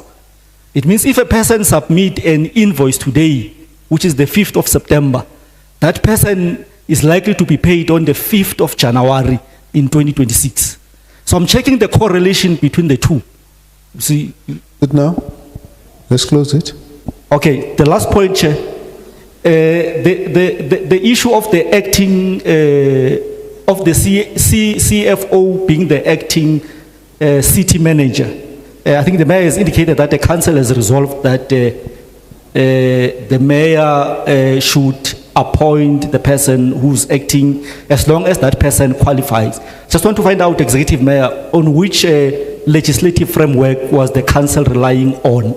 Because according to our knowledge, it is the council that must appoint an acting city manager. You see, the council can't give the executive mayor a blank check to say appoint any person and then you can rotate them. Because the problem with that is that if tomorrow there will be differences between the executive mayor and the CFO, it means tomorrow the executive mayor is going to appoint somebody else, one of the HOD who qualifies, and next week if there are differences, the executive may change. So that's my problem with that. But secondly is that No, if no. You are now debating the matter. We have had the point. You have asked the question is in place. It was your last. Okay, no, Thank thanks, you. Chair. Thank you. You covered, madam, for sure. Thank you. No, the gentleman. Yes.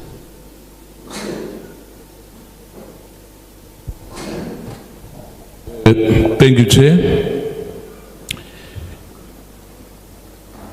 You know, sometimes you ask yourself, why are you here? You know, when I look at the MEC, that matter of the unlawful, which was declared unlawful, the matter between yourself and the seat of Ekurhuleni, now I understand why. Now I'm aware of that. It can't be that it can't be right that the accounting officer is a CFO.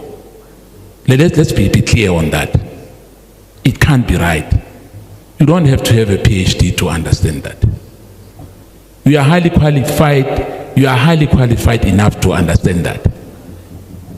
Even in the so-called Inenduna area where I used to preside, we are much better than that. Dokotela, I was somewhere as a Ekosini. We operate much better than this. It's disappointing, I must say. And for the CFO or acting municipal city manager, that is a legacy problem that there is 1 billion rand irregular expenditure. For me, it doesn't hold water. Because I was looking at all the municipality, particularly your municipality. Can you currently tell us exactly, in the last financial year, what is the figure, not the legacy one, and the fruitless and wasteful expenditure? Because these things are being done by our own people, chartered accountants, people who are holding master's degree. It's like when, I don't understand, how does this thing go up to that stage of being irregular? Perhaps for our people, not for us sitting here. I was in Jimiston, executive mayor. It's 1 minute, 2 minutes. I'm contemporizing it, Chair. I was in Jimiston. The foreign national has taken over that. What is your plan on that? Thank you. Thank you. Next one. You covered? Upumile? Oh, okay. No, that's fine, no problem. Can we deal with the responses? May I invite Treasury and the AG to come over back again? I don't see them now. Please proceed. Okay, no thanks, Chair and members for the questions. Chair, on the fruitless expenditure for the year AG audited, we had 0. And in terms of the irregular expenditure in the year in question, the total irregular expenditure was 32 million. That is the total figure that prevented the city to get a clean audit. But just for the committee to understand, if you look, for example, say, on the 1 billion, we break it down in years. Out of the 1 billion, 600 million, it relates to transactions that happened more than 10 years ago. That is what we're indicating. Then between 5 and to 10 years is around 233 million. In the last 5 years, the irregular expenditure that the city has incurred in the last 5 years is around 200 million. That is what the city has incurred. When you break down that's why in our issue we're indicating that issue. Then on the fruitless expenditure, out of the 68 million, 65 million, it relates to fruitless that happened 10 years ago, more than 10 years ago. And then 2.8 is what has happened between 5 years to 10 years. In the last 5 years, the city did not have any fruitless expenditure. Then, as far as it relates to the collection, our collection are averaging slightly just above 90% for the past 2 financial years. That is our collection. The other question, Chairperson, will request that we provide a written response. The one that it requires the total pipes network. It's highly for the last 2 financial years. It's highly technical at this point in time. We don't want to mislead the committee. Well, I appreciate the guidance of the chair to allow us to engage the engineers and provide a written response in that direction. And as far as it relates to the 2.4 billion, in terms of the revenues that are from the revenue enhancement strategy, one is the outdoor advertisement. If you look at the Joburg, their projected revenue around that is around 500 million. In our space, we are sitting at the 100 million. So one of the strategies to leverage the airport and all of that, to expand on that. And the other issues are on the strategic land parcels. The government as a whole has lots of assets, including infrastructure that we are not using. There are private sector people that they want to take it and generate revenue. So those are some of the issues we're looking at. And in terms of the issues of the aging of the revenue and the aging of the expenditure, we are looking closely on those issues to speedily deal with these issues. Hence, we adopted the revenue turnaround strategy to come with this additional 2 billion that is outside the traditional revenue base, so that we are able to deal with the liquidity position of the institution. Thank you. Just to close is that there's various initiatives that are outside of what is traditional, but we also invite the innovation across. As long as you are innovative, you are able to say, look, I can throw in this money at my own cost, and then we'll be able to generate so much revenue. Some that we're trying to perfect, whether it's issues of the billboards, whether it's issues of how do you fast track the approval, to unlock, developments, and all that. So there's various initiatives that are coming up, and we are actually conservative when we project 2.4 billion. It's over 5 billion, but we said, because we can't now take this to the books until the probabilities we actually measure to say, we can, focus on the 2 billion and 2.4 billion in this financial year, and gradually as we recover, as those projects get to be implemented, we then expand on it. So council have delegated. I might have to just look at what is the legislation. Powers are for council, but council delegates certain functions that the mayor could be able to handle. And I must say, I've taken note of some of the comments that the committee they've actually mentioned. But a legacy of 1 billion in our environment, a 68 billion organization, where we deal with so many transactions and comparable to other metros of a similar size. Look at the Johannesburg, as don't want to refer to my colleague. I thought he's the mayor of Tshwane. You can look next door and look at what are the balances in terms of fruitless, unauthorized, irregular expenditures, and look what is the contribution that the city is making. And we're not saying the billion rand is small, because our effort is that we must take it below the billion. At some point, we had efforts to take it below the billion. So why do you compare with them? No, I was we didn't bring them here because we didn't want the comparison. Why do you want us to bring them here? No, but the member was saying the legacy, and I was just trying to say, but we've been making efforts, and I'm not saying we need to be praised for billion. We must work harder to actually, if you look at the movements year on year, there has been quite extensive efforts to actually not incur new transgression. No. And I don't want to defend this No. CFO. You mustn't argue with us like that, because there's not 1 cent that as National Assembly, we're a National Assembly, there's not 1 cent that we are empowered to agree that it should not be investigated. If the others have not, leave us to deal with them. We're asking about your billion. So don't bring the others in. Because if you do that, you're creating a sense to us that you're actually just disregarding because we think the others are worse. And that's the problem, because that attitude, it cannot be accepted.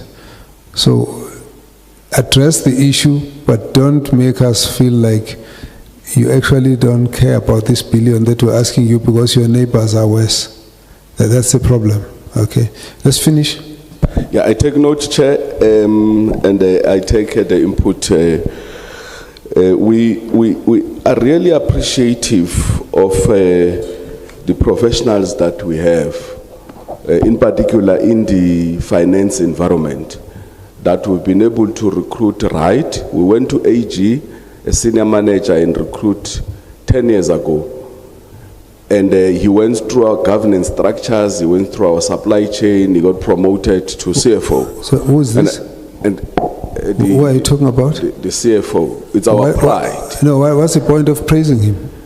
We're praising because... No, we don't require you to do that. You have appointed the guy. We haven't questioned why he was appointed. We simply wanted to know what was the issue with the minister. I take note. Now, once you do this, I'm going to ask you to stop the answering. Let's go back to a question that I asked.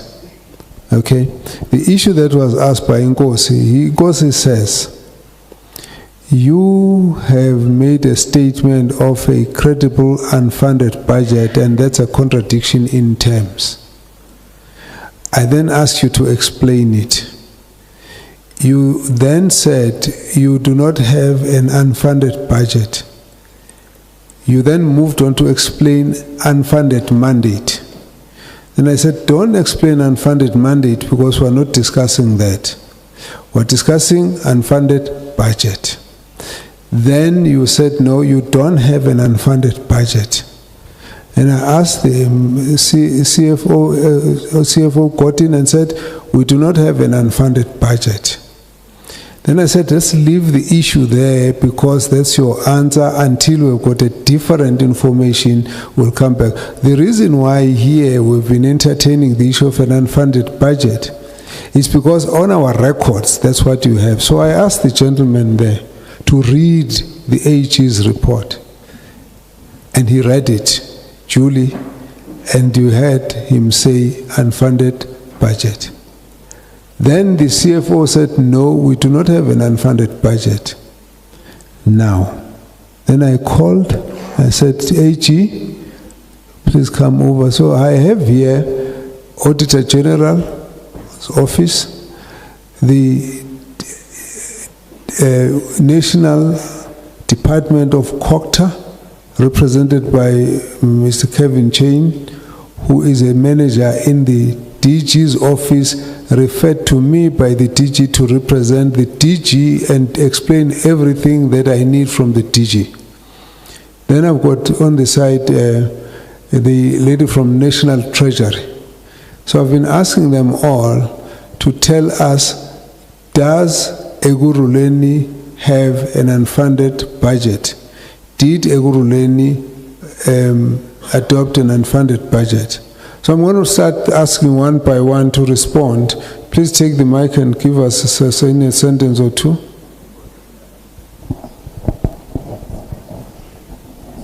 Please introduce yourself. Leo mic. Please sort out the mic.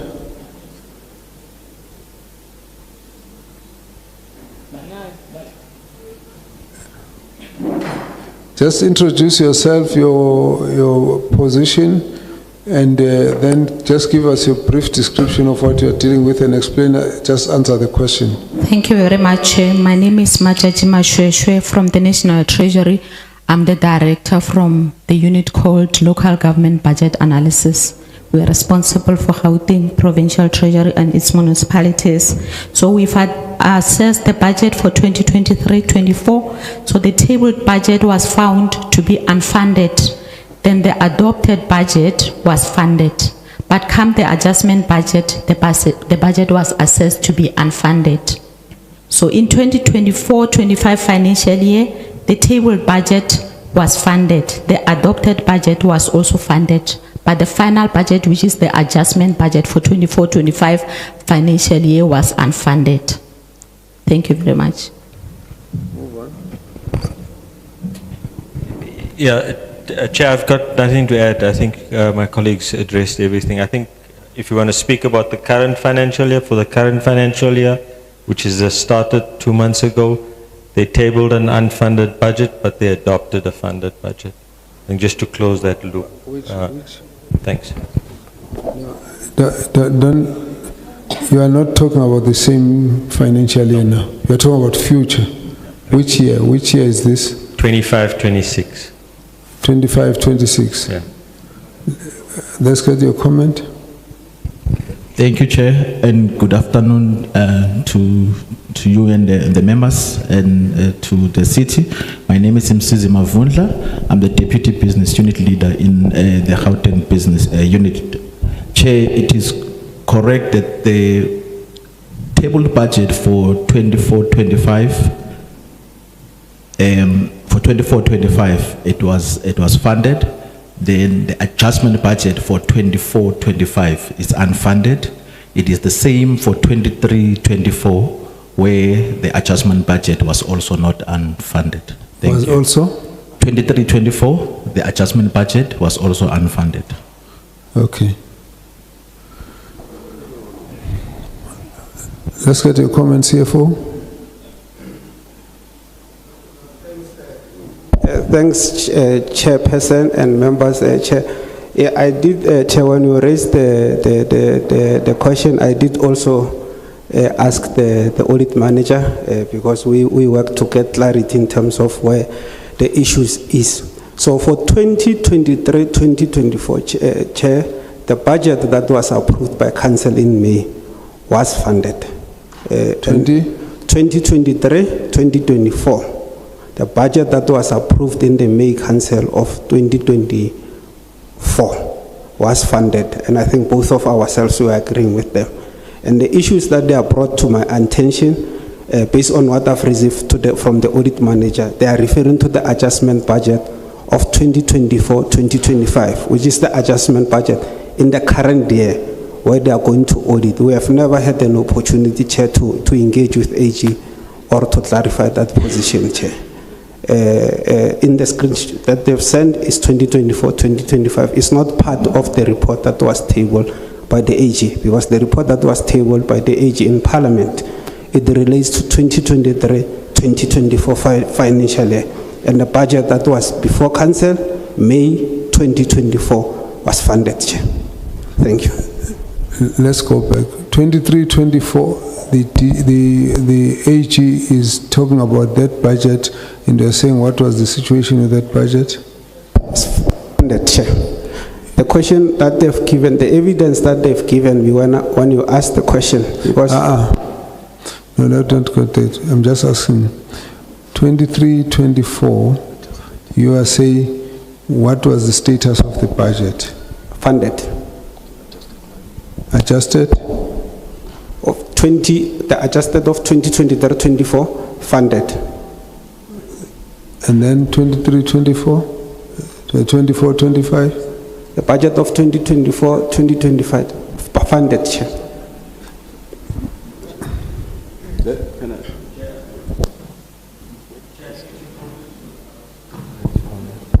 Okay, I think it's important to note that the final budget in any financial year is the one that is final, and that is the one that is adjusted. So the adjusted budget is the final budget, because you table and you adopt in May, and then you adjust in February, January, whatever the case may be. That budget that you adopt in February, January of the financial year is the final budget. And in this case, both from National Treasury together with the COCTA analysis, and there's a letter that was in fact sent to the city manager for 23-24, the adjusted budget was unfunded. Okay. So the AG is correct. You see, CFO, we begin to get a problem in an issue we had not really been focusing on. The issue of the status of the budget cannot be misunderstood between you and Treasury and COCTA and Auditor General. And when we have a report here that said your budget was unfunded, you insist it was, unless you intend to just mislead this committee. Now we have to now deal with the misleading of the committee. That's not what we're discussing. We're just trying to understand what is it that you have. Now, all our reports are saying that that budget you're talking about was unfunded. The issues that are raised by the members, they are not agreeing with what you are saying. So we now have a problem if the CFO is the one who seems to be misunderstanding what is it that we are talking about.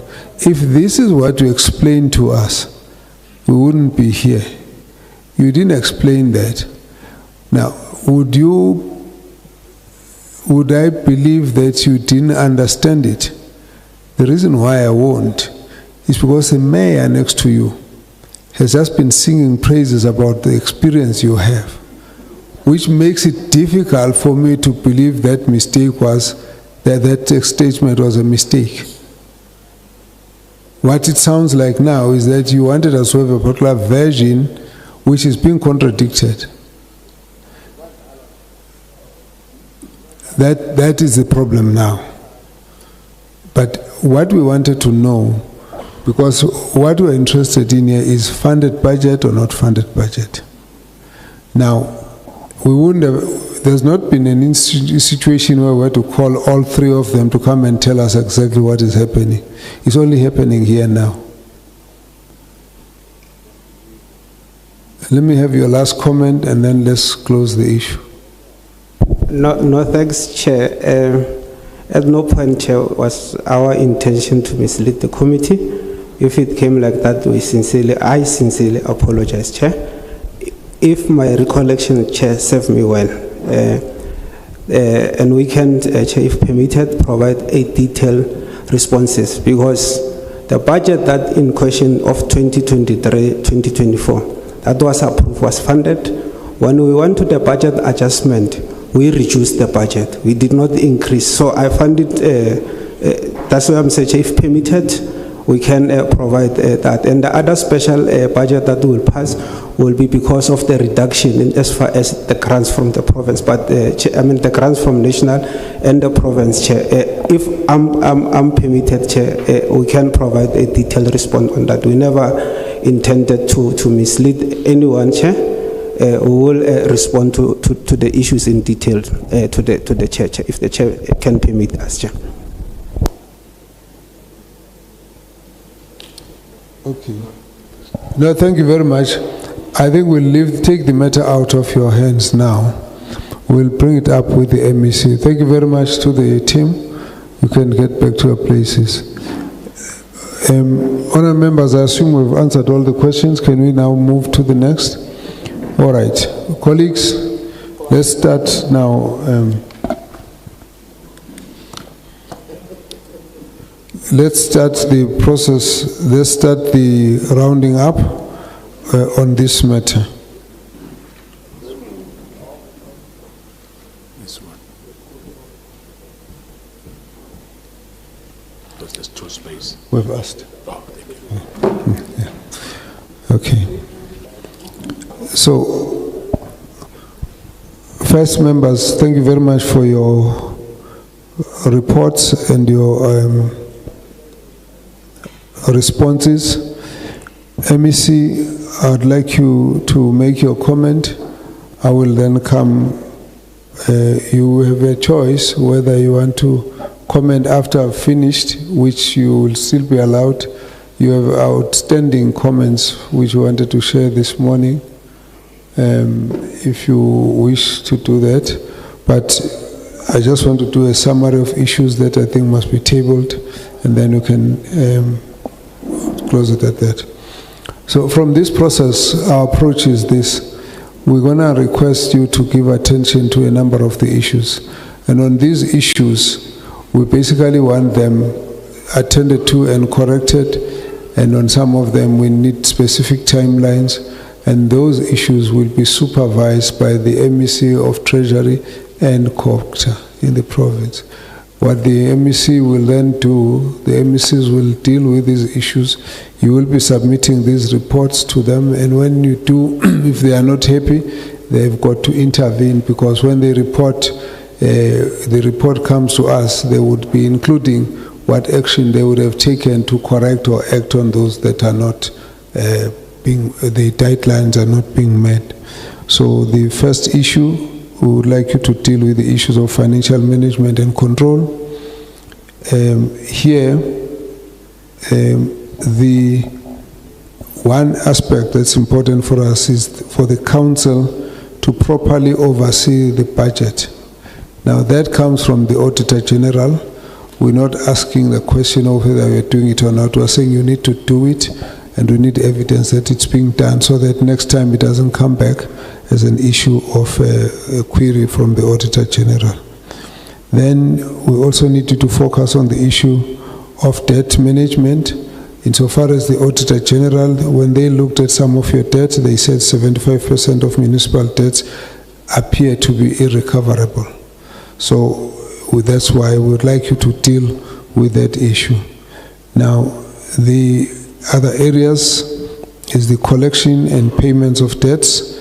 These are all part of the areas that we need you to pay attention to. And the last point on that is the issue of addressing unfunded budget. Now, because we don't like this argument between us and yourselves, we're going to take a different approach on this matter. We'll still nevertheless say no unfunded budget will be acceptable. So that's the one issue. I'll come back to that when we get to the end. The second aspect refers to the need for you to address outstanding audit issues raised by the Auditor General, and you need to focus on attainment of a clean audit. So that should be your next assignment. And on the issues raised by the Auditor General, they relate to service delivery issues. You have got them on record, issues of roads, potholes, electricity, blocked drains. The next aspect is ensuring the strengthening of the MPEC, that MPEC is fully functional and continues to work. Your view was that this one is working very well. We're making the point because at no stage should we be told that something went wrong on MPEC. The next one is the investigation of your unauthorized, irregular, fruitless and wasteful expenditure, and we believe that those issues need to be given the attention that it deserves, and that the investigations need to be done.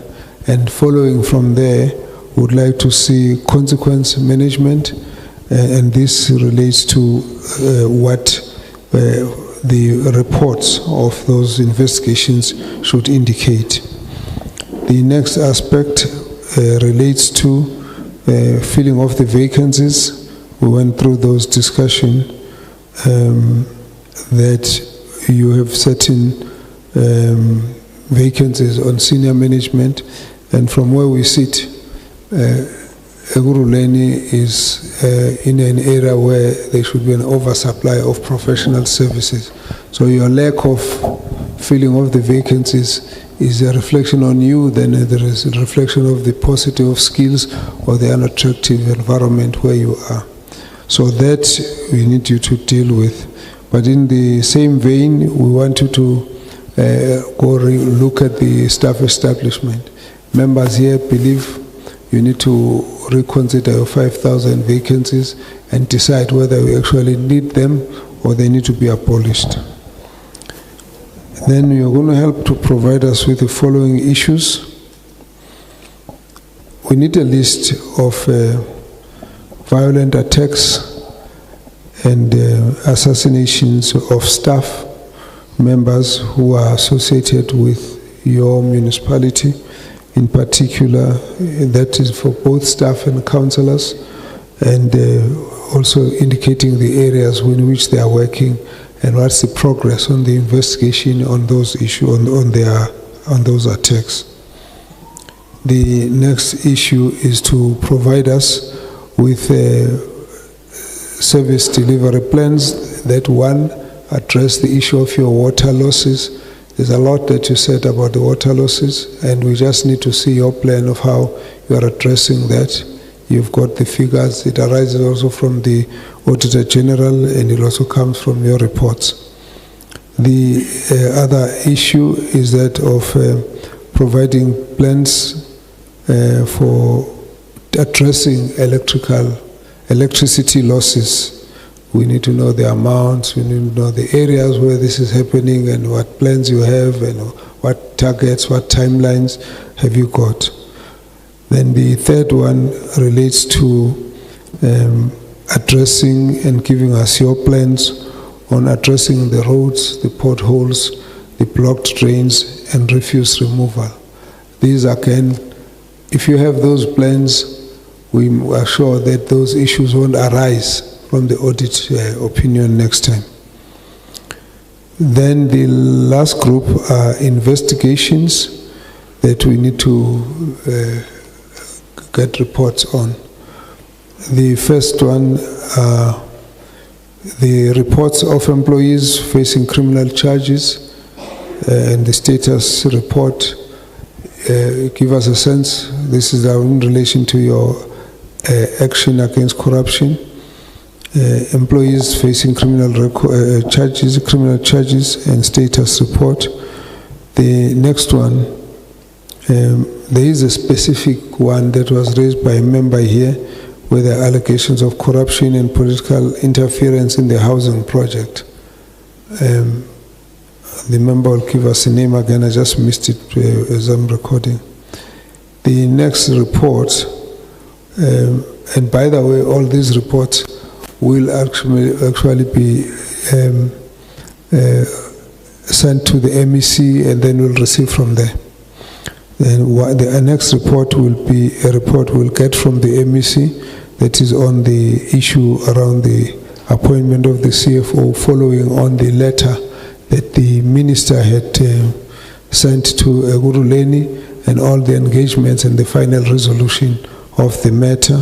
And obviously, as I indicated, it should obviously be associated, if changed, with a revocation of the letter by the minister, so that we know what the final status of the matter is. There was also a request for a report on the debts owed to staff and councillors. We need a bit of broader information. You gave us 2-3 figures. We need a kind of sense of debt age analysis and kind of timelines as to which you are, reporting from. So we would need that report. Then we also need a report on your investigations on the allegations of corruption, on the involving tampering with the ICT system, account deletion and reduction of bills. That you already started, so you'll send us that report as well.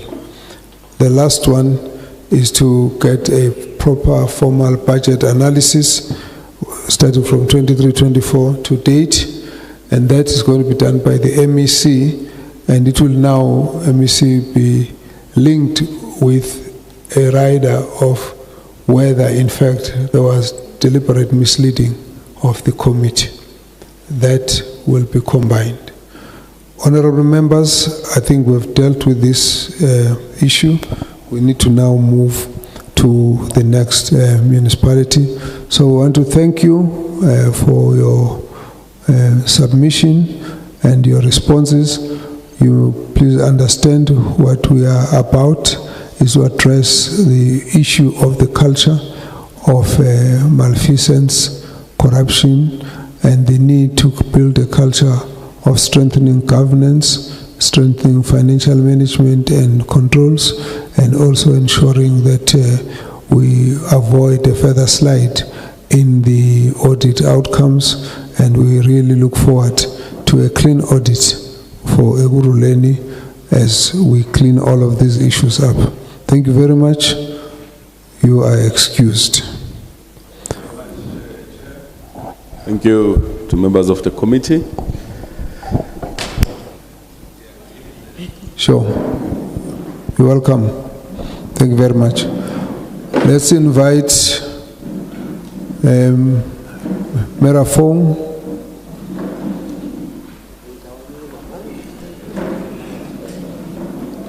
Oh, I'm sorry. MEC, you want to talk now or later? Later. You're welcome. Sigwa Kola. Yeah, no problem. Let's invite Merafong.